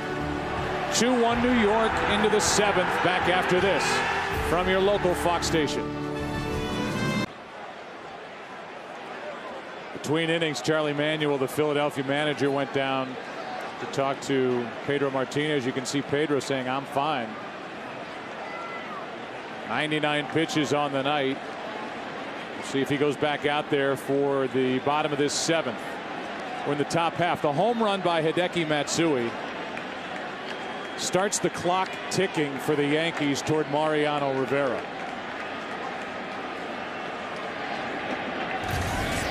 Here is Ibanez. It's been a great start for Burnett, but you have to believe, Tim, that the Yankees are thinking we need 3 more outs before the Phillies get a run. Yep. And then we'll send in Rivera for 2. That is exactly what I was thinking. In fact, our last question to Joe Girardi today, leaving his office, Rivera for 2 innings tonight. He didn't blink an eye. Yes. Jabba Chamberlain getting loose right now in the 7th.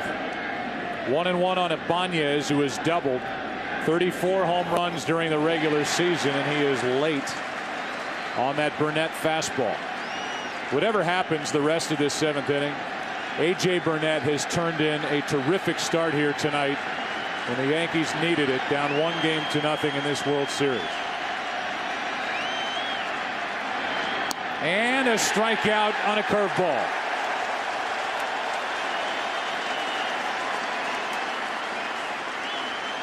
That breaking ball has gotten better the last 2.5 innings. That's the same pitch that Burnett got Ryan Howard on. That outside curveball. Right over the outside corner, and it brings in the DH Matt Stairs, who has the only RBI tonight for Philadelphia with a 2nd inning 2-out hit.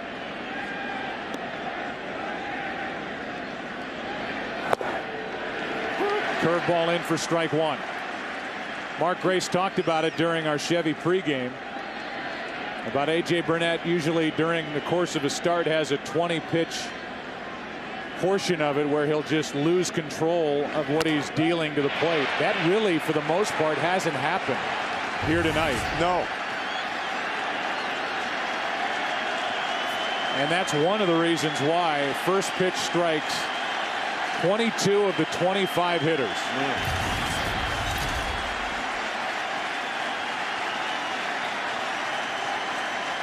Nothing in 2 on Stairs. How about another?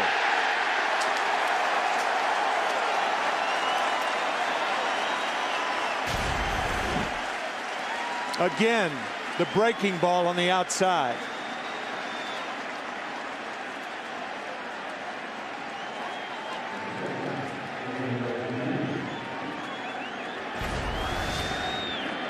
And with 2 out, nobody on, Pedro Phillies.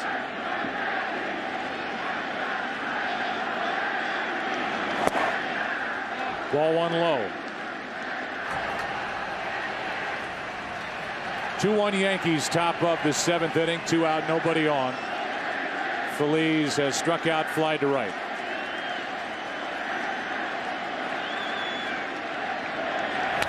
Good rip. Strike 1.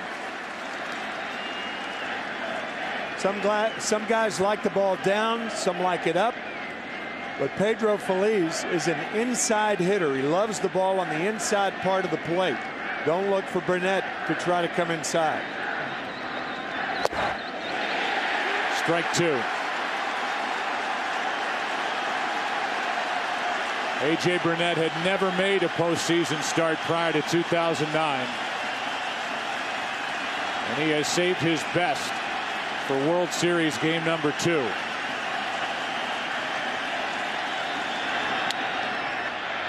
Jeter.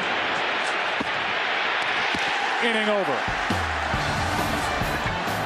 7 strong from A.J. Burnett.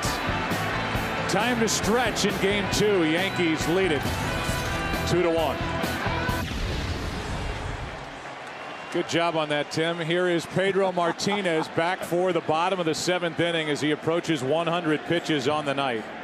Jerry Hairston Jr. is first up. Then Melky Cabrera, Jose Molina, and no surprise, we see Mariano Rivera getting loose in the bottom of the 7th.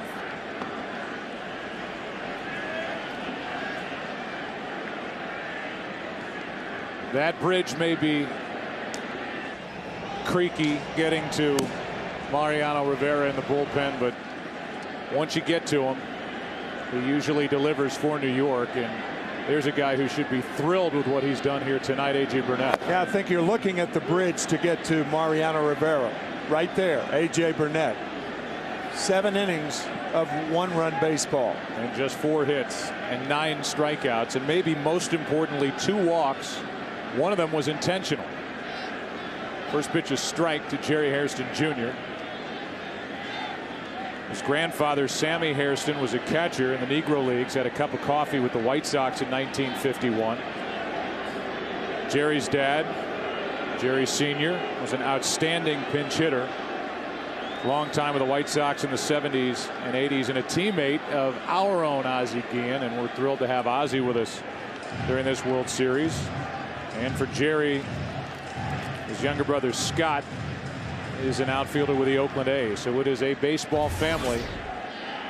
The Hairston family, and Jerry is 0 for 2 in this, his first start in the postseason. Good swing. Strike 2.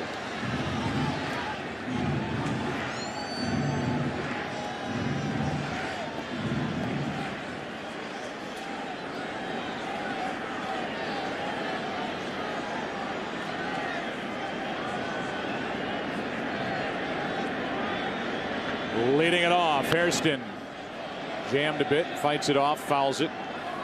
Still 0-2.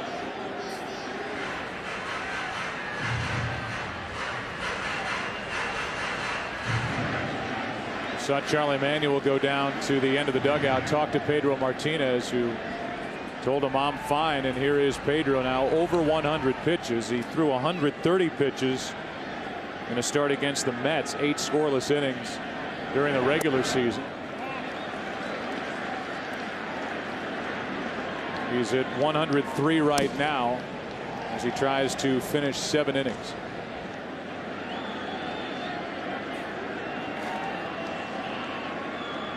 The 1-2. Something Joe Girardi could do this inning if Mariano Rivera is coming in the top of the 8th inning. Joe could pinch hit Jorge Posada if Hairston gets on, if Cabrera gets on.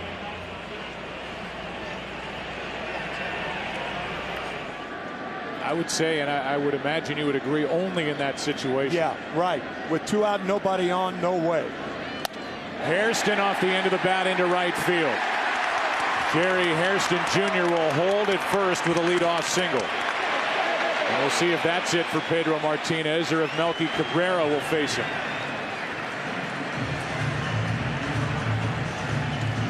On the other hand, you do have the lead, and you want your better defensive catcher behind the plate. As Brett Gardner goes in to pinch run for Jerry Hairston, who has his first hit of the night. So if you're gonna pinch hit Posada, you might bunt here. If you're not going to pinch hit Posada, you're going to swing away with Melky Cabrera. And the other problem is that unlike the LCS, Joe Girardi is only carrying 2 catchers. Right. So if you insert Posada into the lineup and something happens to him, then what? Yeah. Francisco Cervelli was taken off the active roster in favor of Eric Hinsky. Phillies looking for the bunt. I don't think he's bunting here.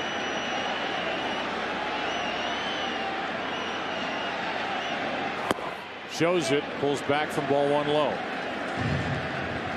Pedro Feliz is a terrific defensive third baseman, charging with that first pitch to Cabrera.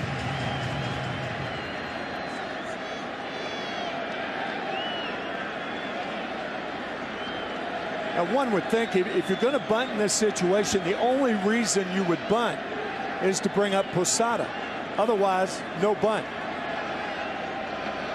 Instead, a hit and run, and it's a line drive, base hit to right. Gardner turns and goes all the way to third.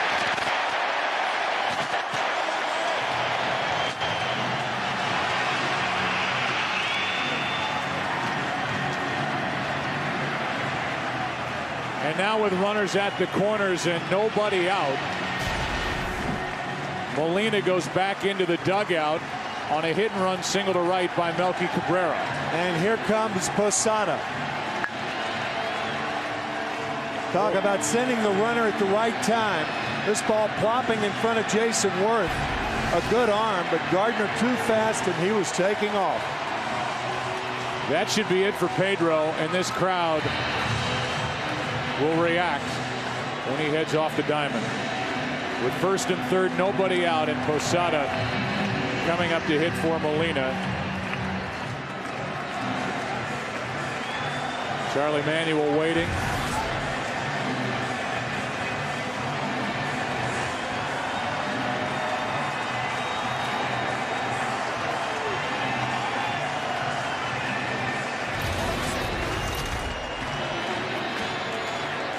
Manuel's waiting to make sure that Posada's announced as the pinch hitter he is.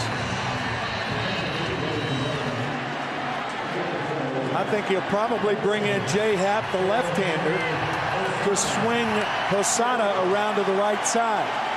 Here comes these fans' chance to serenade Pedro on his way out.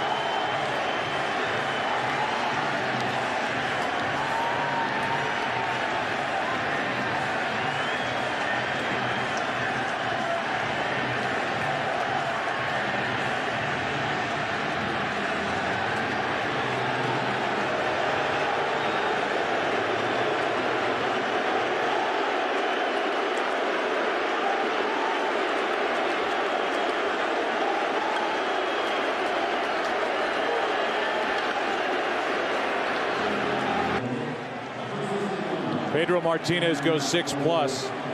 He's allowed 2 runs on 6 hits. He's responsible for the 2 on, 8 strikeouts, 2 walks, 2 home runs, and threw 107 pitches. And Posada will bat for Molina against Chan-Ho Park. Posada gets to bat left-handed, and Joe Girardi cashes in the better defensive catcher, even with the Phillies running game. And with this game about to be turned over to Mariano Rivera, you would think for a bigger offensive threat in Jorge Posada trying to add to a 1-run lead. It's very interesting infield positioning here. The infielders are halfway. They're not all the way in, but halfway. trying to cut down Gardner at home because Rivera's coming in the game. Phillies thinking that there's no way to allow the Yankees to score another run because 2 runs may be insurmountable with Rivera out there. Posada takes a breaking ball down and in, ball 1. First Philadelphia reliever to work in 8 days. Chan-Ho Park.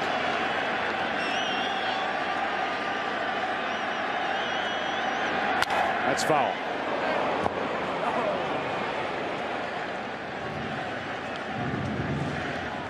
Eric Karros on our Chevy pregame show said that he didn't think this was a must-win situation for the Yankees. I know you disagree with that and talked about it at the beginning. Be awfully tough to go into Philadelphia trailing a team that's 11-1 in their last 12 playoff games, covering 2 years, down 0-2. There's another strike from Park. He's throwing harder this year. 92 miles per hour, strike 2 on Posada.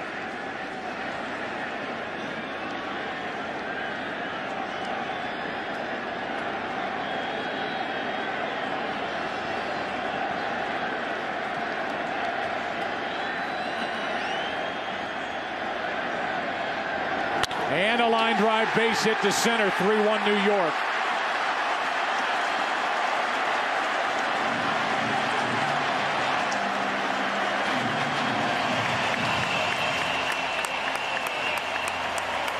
So that move worked for Joe Girardi as Posada jumped on that high delivery. And when you think about it, everything's working in this inning for Joe Girardi and the Yankees. The base hit by Hairston, and then in my opinion, Melky Cabrera went up. He faked the bunt the first time, and then Girardi put the hit and run on. Now he pinch hits Posada.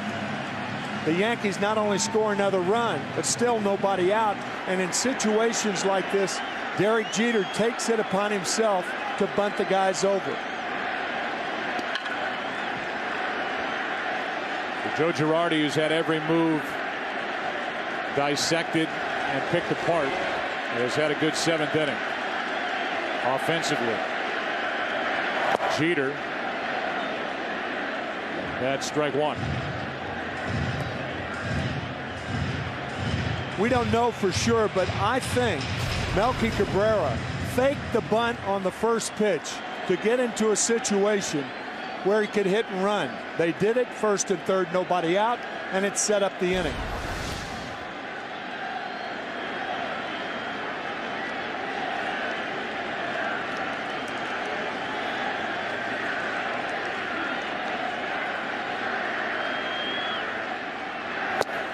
That's strike 2. Throw down to second, and Rollins did a good job to keep that throw on the infield as he lunged to his right, and it's an 0-2 count on Jeter. Well, Melky Cabrera gets in the way of the throw. Watch the play by Rollins. You're right.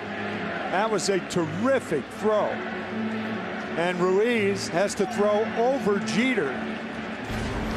Of course, that was unintentional.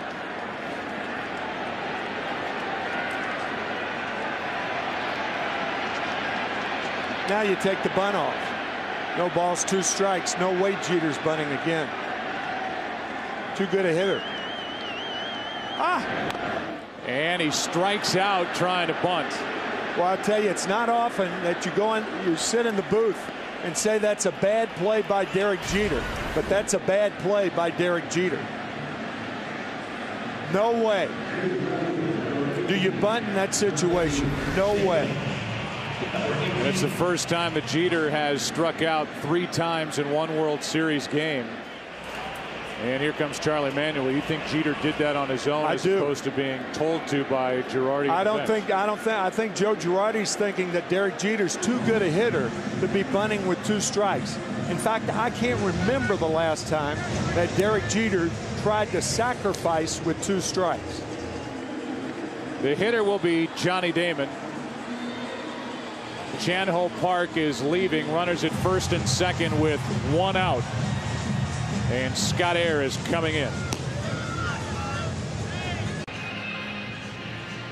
Look at what the Philadelphia Phillies have done over the last 2 postseasons. A 19-5 overall record, 6-0 in Game 1s. That includes last night. Won their last 5 series, and they're 11-1 at home. And will be headed to Philadelphia on Saturday. On the air at 7:30 Eastern. This pitching matchup, 2 lefties. Andy Pettitte, 2-0 this postseason, taking on Cole Hamels, who was just about an automatic victory last postseason for the Phillies. Not so far this year. ERA of 6.75. And has not pitched past the 5 1/3 inning mark. Here is Scott Air with runners on at first and second, 1 out, and Johnny Damon at the plate. It's a 3-1 Yankee lead.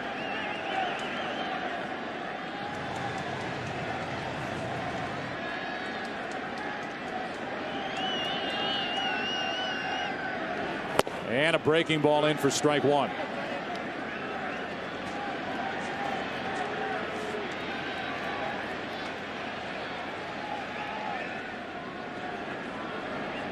Scott Air, who has a loose bone chip floating around in his left elbow. Important part of this Philadelphia bullpen from the left side against this Yankee lineup. Is 0-1. Is hit hard and stopped by Howard, who throws down to second. I think the first base umpire is saying that that ball was caught on a line, and then Rollins tags the runner Posada to end the inning. That's a double play, a line drive double play, and Posada was tagged out by Rollins for going off the bag. Brian Gorman put his right hand up immediately. Watch the first base umpire. Oh, that was a short hop. Yep. So that was a bad call. Posada couldn't see it. That is a short hop, not caught in the air. But the double play turned by the Phillies in yet another bizarre inning. So we go into the 8th inning, Game 2. And on this play, the bottom of the 7th inning ends. Girardi pleads his case. It's 3-1 New York. Here are the defensive changes before we talk about how the bottom of the 7th inning ended. Jorge Posada takes over behind the plate after pinch hitting and delivering an RBI single. Brett Gardner pinch ran in the inning. He is in center. Melky Cabrera moves to right. And on the mound is Mariano Rivera. This crowd was booing. Nobody was on the field when we went to commercial break. Finally, the Yankees begrudgingly took their positions. As Rivera was introduced, the boos turned to cheers, but we blow it up at first base. You can see the ball bounce into the glove of Ryan Howard. The first base umpire, Brian Gorman, called the batter, Johnny Damon, out on a line drive caught. You can watch him, the first base umpire, put his hand up right there. He immediately called that. You're right, Joe.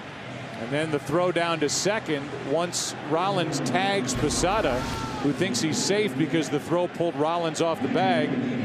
It's in Brian Gorman's mind a line drive double play and a put out 3-6, and the inning's over.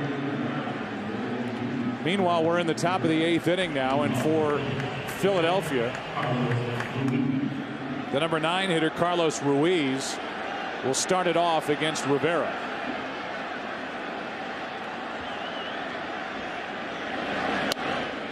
And just to clarify one thing, the umpires, Tim, did come together. Yes. Well after we went to commercial break, they did discuss it, and nobody overruled the call by Brian Gorman, so the call stands. Deciding that the ball was caught in the air. That was really the only question. The minute the ball hit the ground and Howard goes to touch first base, that means Posada is safe at second. But because he called it a line drive caught in the air, then Posada was called out. Here's a 1-1. Ruiz, 2 bounces to Rodriguez. 1 out.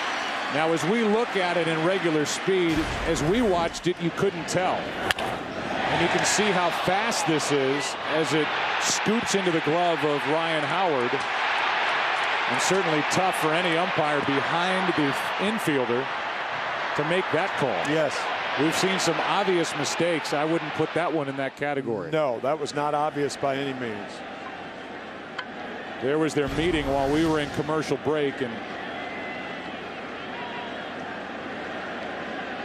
now the Yankees are in the field. The Phillies are at the plate, and a ball inside to Jimmy Rollins, who's 0 for 2 and 1 for 6 in this World Series.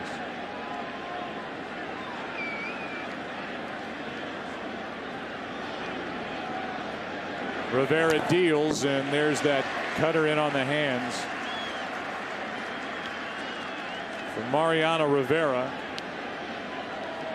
who in his career during the World Series is 2-1, 31 innings pitched, an ERA of 1.16.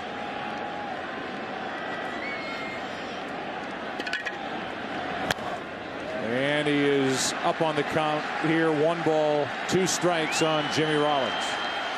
Up above, aerial coverage brought to you by DirecTV. To get theater quality picture and sound on every channel, call 1-800-DirecTV.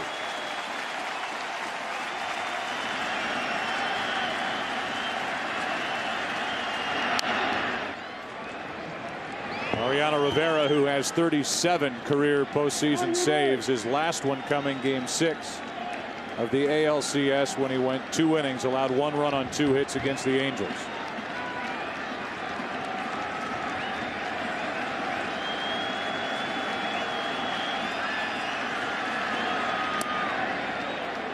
Two and 2.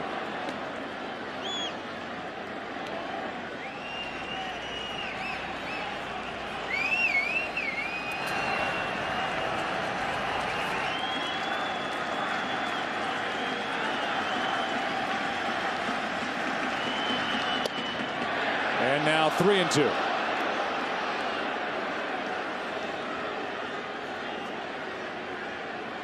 It's amazing how this game can turn from the methodical game that it was through the first 6 innings to the game it became in the 7th. Foul tip. And still a full count. Pedro Martinez, just to finish his line, 6+ innings. He gives 3 runs on 6 hits, 2 walks, 8 strikeouts, 2 home runs against him. Turned in a very good start here tonight. A.J. Burnett was better.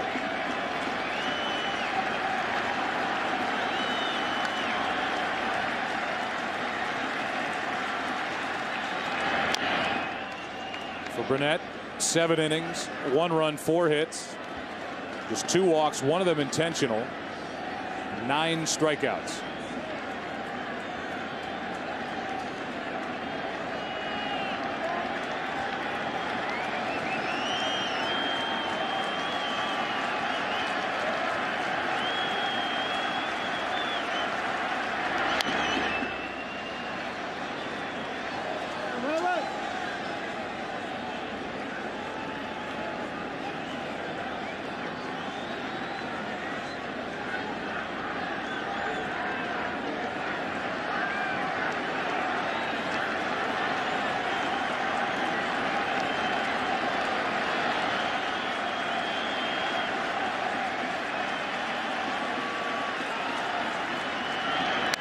That is foul. Think about how the bottom of the 7th inning unfolded. A leadoff hit by Hairston, a base hit by Cabrera on a hit and run, a pitching change. Posada delivered an RBI hit to center. It was 1st and 2nd, nobody out with Jeter up. He struck out trying to bunt, and then the line drive double play. End of the inning. That's ball 4 and a 1-out walk.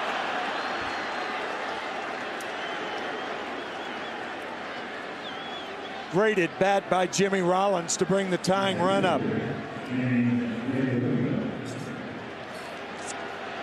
And that's Shane Victorino right now, who's hit 3 home runs this postseason, 0 for 3 in this game.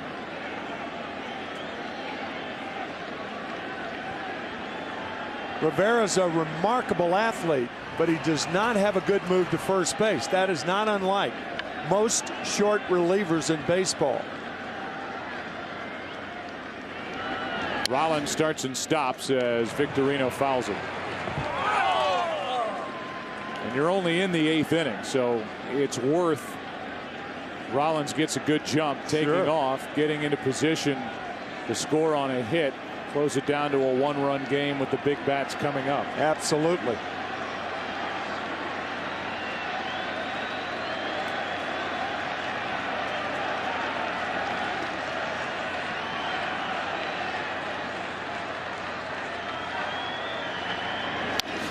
To the right side and through the right side. Rollins will stop at second. It's 2 on with 1 out on a walk and a hit. Base hit by Victorino. And now the big bats are coming for the Phillies. Ron Fairley, a terrific major league player, told me once that if an outfielder charges the ball, regardless of his arm strength, that stops the runner. And that's exactly what Melky Cabrera did then. Charging the ball, Melky does not have the strongest of arms. It's okay, a little above average. But by charging the ball, he stopped Rollins at second base.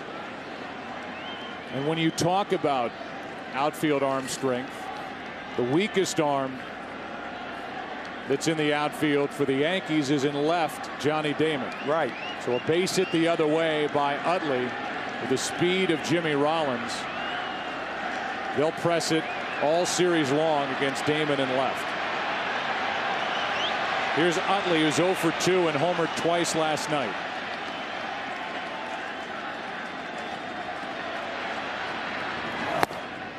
Ball 1 low. Just 2 home runs allowed in over 128 career postseason innings.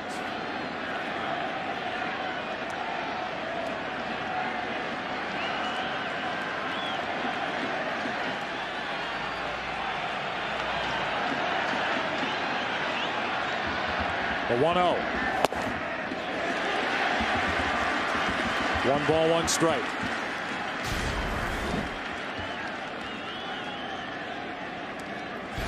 The walk to Jimmy Rollins.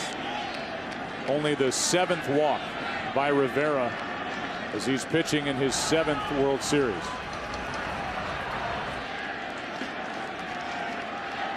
Followed by a hit by Victorino, and now a 1-1 to Chase Utley. Strike 2.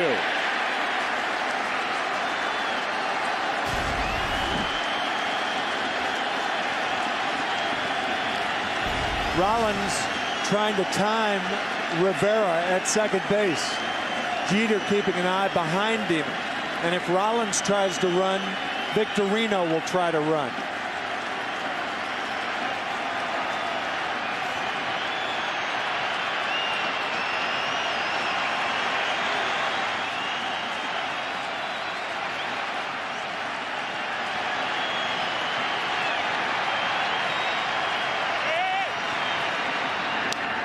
Utley gets a piece. You can almost see the trail runner representing the potential tying run in Victorino checking Rollins out. He's got to make sure. The one thing Rollins does not want to do in this situation is make a fake break off of second base, because if you do that, Victorino might take the bait. And if he does, you throw behind him and get him at first base. 1-2 on Chase Utley.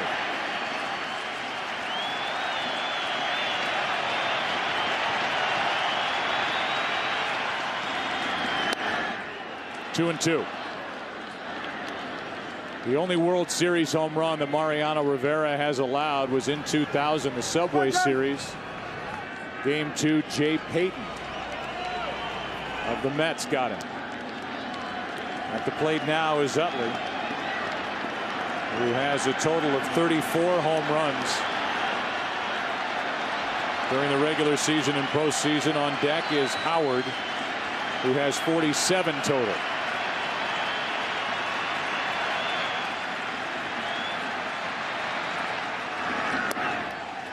Ball 3.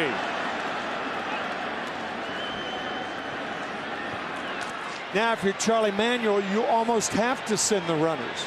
You're in an ideal situation. Well, you're trailing by 2 runs. That's not ideal. But as far as base runners are concerned, you're in a good position.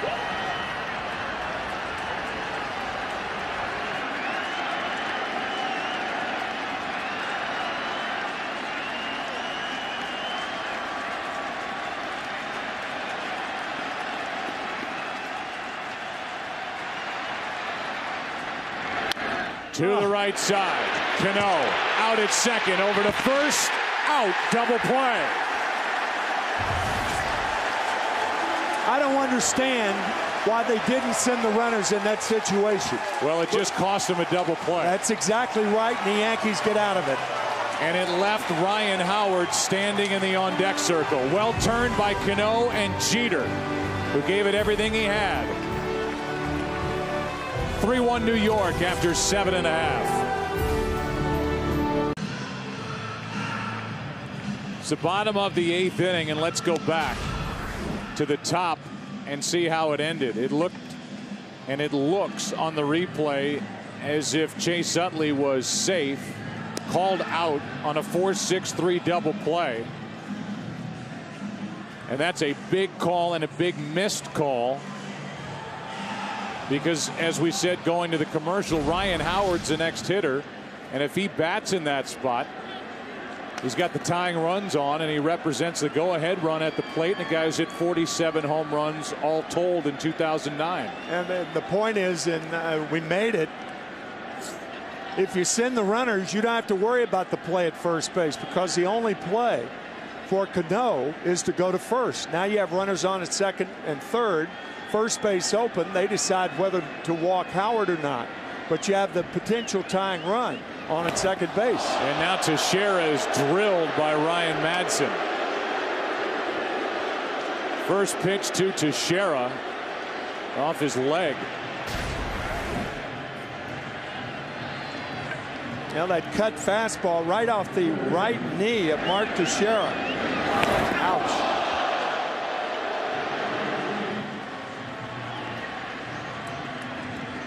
Just below the kneecap. And just above the shin guard he wears on his right ankle.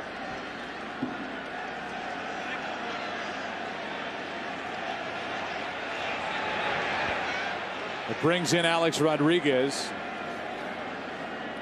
I'm sure the defense, or the explanation, better said, on the part of the Phillies will be, well, if we start the runners, Utley strikes out, you get a guy thrown out on the bases, and Ryan Howard doesn't bat in that situation, then we lose out. As it turns out, they don't start the runners, and a double play follows, and Ryan Howard doesn't bat. Well, the key thing is the tying run. The potential tying run is a trail runner. That's why you send the runners in that situation. You have speed on the bases. It's not a certainty that Posada's going to throw out Jimmy Rollins or Shane Victorino. That's why you send the runners. You have a contact hitter up there. Don't have necessarily a ground ball pitcher, but on any fly ball, they have a chance to retreat from the bases from which they came. You got to send the runners in that situation. Alfredo Aceves shocked. Starts to loosen. It was a long inning for Rivera, 23 pitch 8th inning. But he's had 3 days of rest. Aceves may be just getting his throwing in. Maybe much ado about nothing, as Mariano appears to be all right. Yeah, I would agree, because if you're Aceves, you're thinking, well, pitching change wise, we're finished. Yeah, unless it goes 16, 17 innings. It's the only way I'd get in the game. So a swinging strike on Rodriguez, and meanwhile Alex Rodriguez is 0 for 7 with 5 strikeouts against the Phillies in this World Series.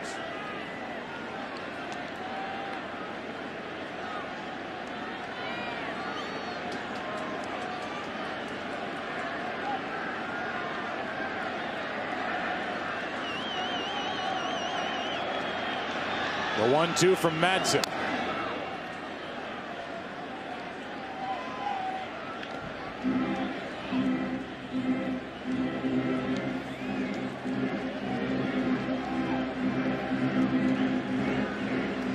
Rodriguez struck out twice against Pedro Martinez, fly to left.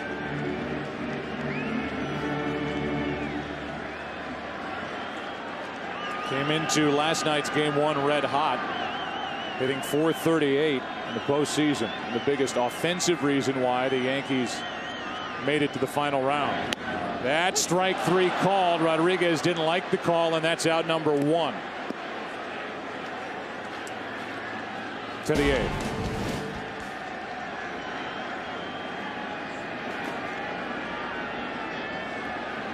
So add another strikeout for Rodriguez. 0 for 8, 6 strikeouts, 3 last night and 3 tonight.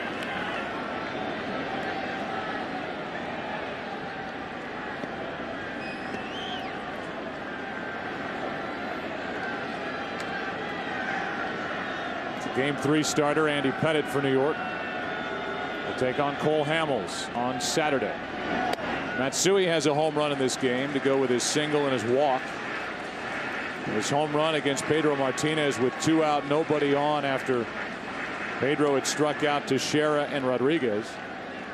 Gave the Yankees a 2-1 lead. It's now 3-1.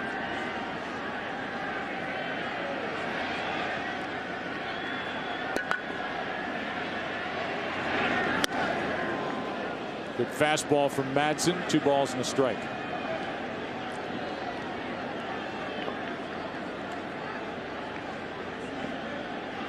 Alex Rodriguez has struck out 3 times in a game, 4 times this year. 3 of those times have been against the Phillies. It's happened in back-to-back games here to start the World Series. 2-2 now on Matsui.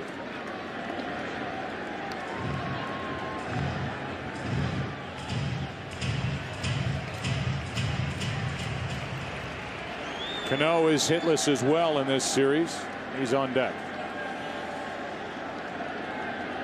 Phillies in the 9th inning will have Ryan Howard, Jason Worth, and Raul Ibanez.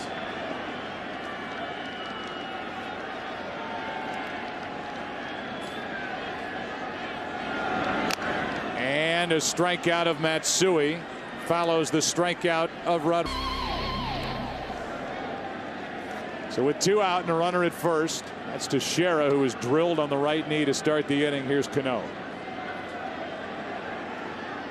And he gets a base hit to right. First hit of this series. Teixeira stops at second. Seems to be running well after taking that pitch off the knee.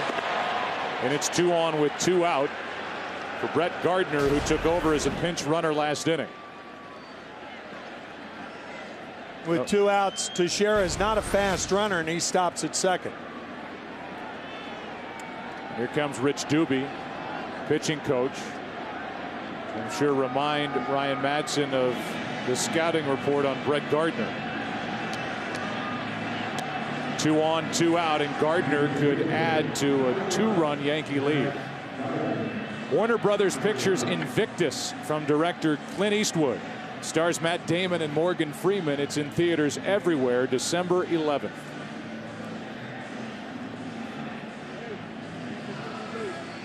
Visit from Rich Doobie is finished, and Brett Gardner, who had a chance of starting this game once Nick Swisher went to the bench. Instead, he filled his usual role of a late inning either pinch runner or defensive replacement. So far 2 for 3 this postseason, swinging the bat.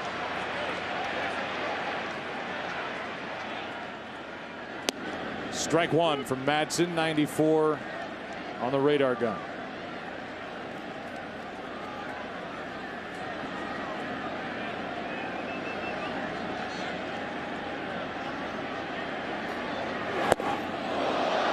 It spins Gardner out of there. Ball 1.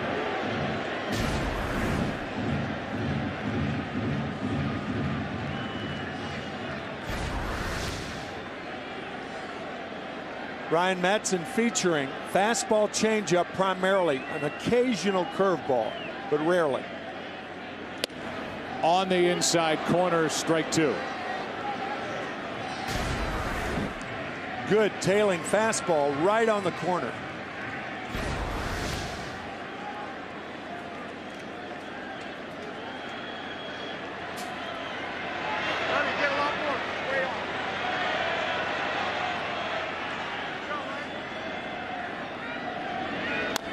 And a little chopper right side that hit Gardner on the foot. It's a foul ball.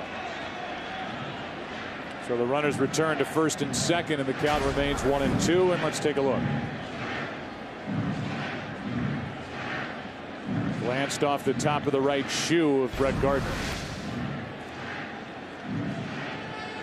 talked about the umpiring a lot during the postseason. Major League Baseball, even though they're not really trumpeting the fact, they have an entire staff, umpire-wise, in this World Series. Every one of these umpires has worked at least one World Series. So they have gone with a more veteran staff working this last round of the playoffs. A 1-2. Gardner fouls it straight back. They could swing by Brett Gardner.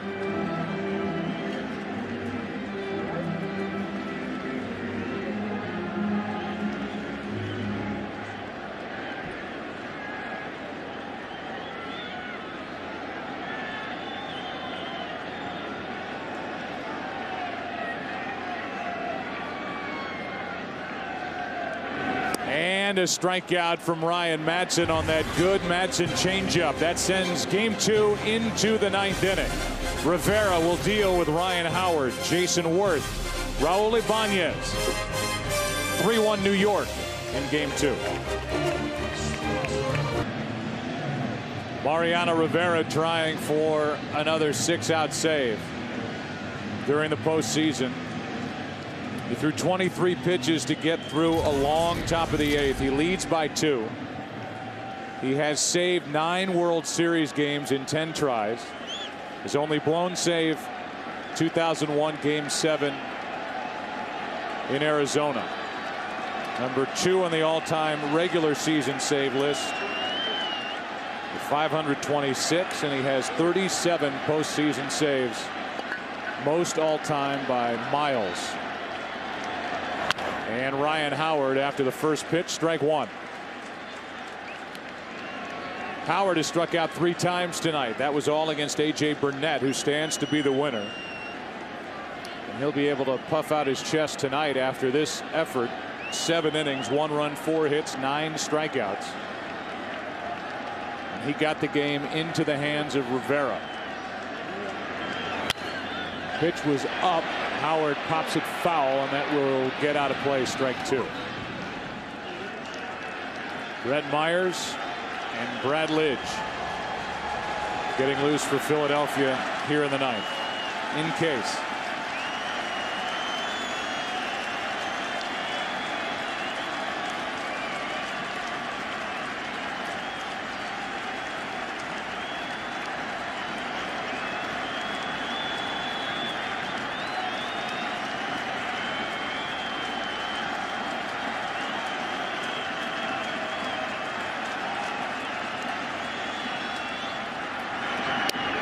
Got him looking,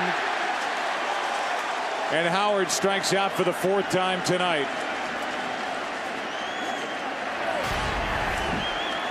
Howard thought that pitch was outside or high or both.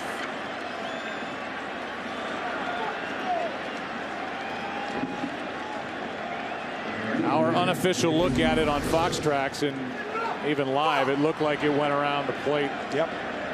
And was a ball. Instead, Ryan Howard is frustrated with his 4th strikeout tonight. Here's Jason Worth. Ball 1. Worth has a hit, 1 for 3, and now 2 for 5 in this World Series. Ibanez on deck.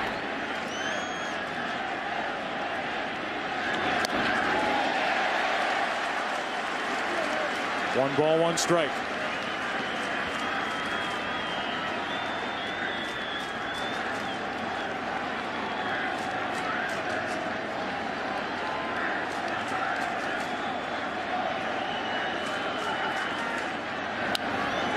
Pitch was up.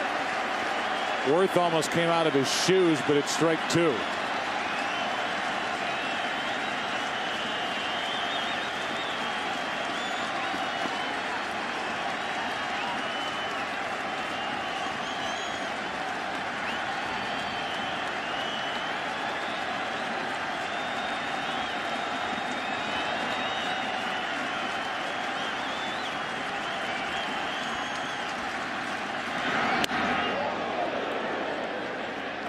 Two and 2.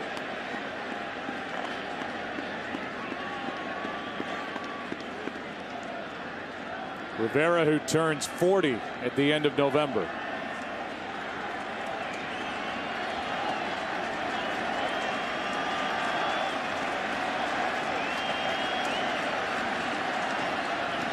Brings home a 2-2. Off the end of the bat, 2 out.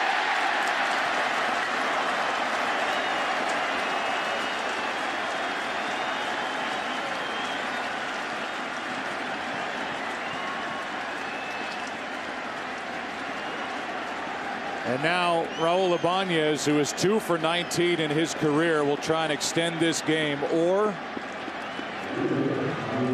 the 105th World Series will head to Philadelphia for Game 3 on Saturday night, tied 1 game apiece.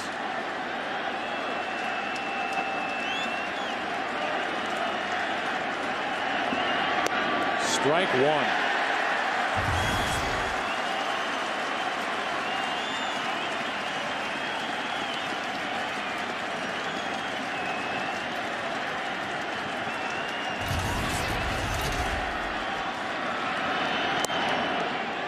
Ball 1.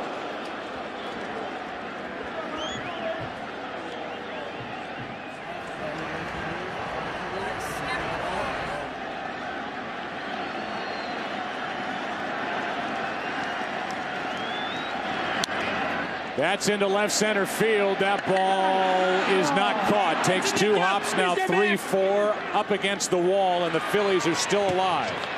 Second double of this game for Raul Ibanez. And this will be an interesting matchup with the DH Matt Stairs coming up. I was thinking the same thing. Any way to fight your way on for Ibanez. And Matt Stairs, we talked about it earlier, tries to swing as hard as he can and hit the ball as far as he can. And this gives the Phillies life.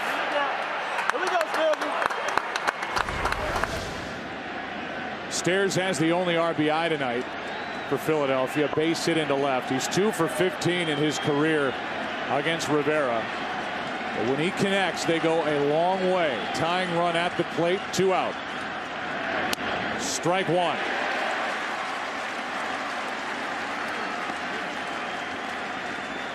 Stairs had only 20 hits during the regular season. 5 of them left the park.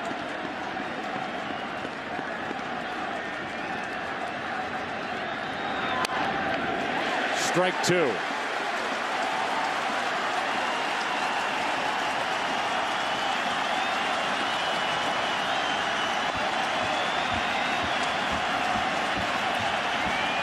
The man with 37 career postseason saves brings home his 37th pitch of this game 2. And it's upstairs, ball 1.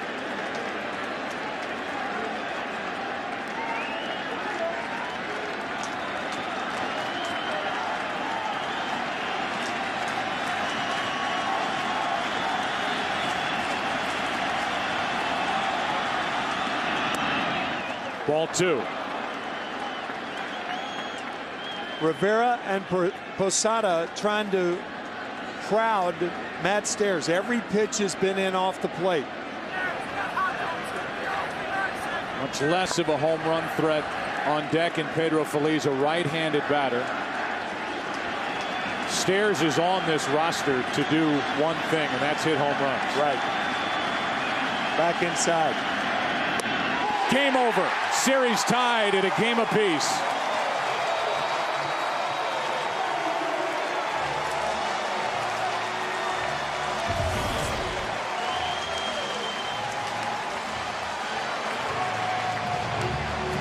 A 39-pitch performance and a 6-out save for Mariano Rivera.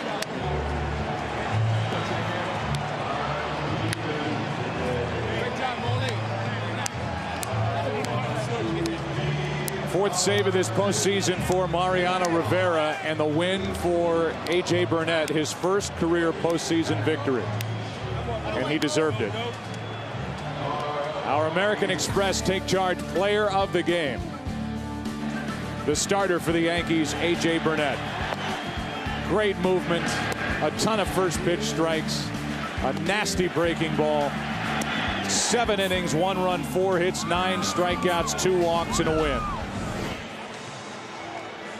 And we welcome you on the heels of this 3-1 Yankee victory to the Chevy postgame show on Fox. And we go down to the field and check in with Mark Grace. Thanks, Joe. And I'm with Mark Teixeira. Mark, after a phenomenal season, it's been a bit of a struggle for you here in the postseason, but you connected and got the boys on the board. Yeah, it's quality, not quantity. It was a big homer today, and Pedro was great. It was good just to get one off him. Tell us a little bit about Pedro. Was it everything you expected? Yeah, I haven't faced him in so long, his off-speed pitches were incredible. His curveball, slider, changeup, really working well. How bad did you need this one? Was this a must-win? It definitely was. I think every game in the World Series is a must-win because you don't want to get down too many. And, we didn't want to split here, but after yesterday, getting a win today was big. Great ball game, pal. Go get him. Let's throw it back up to Joe. All right, Mark.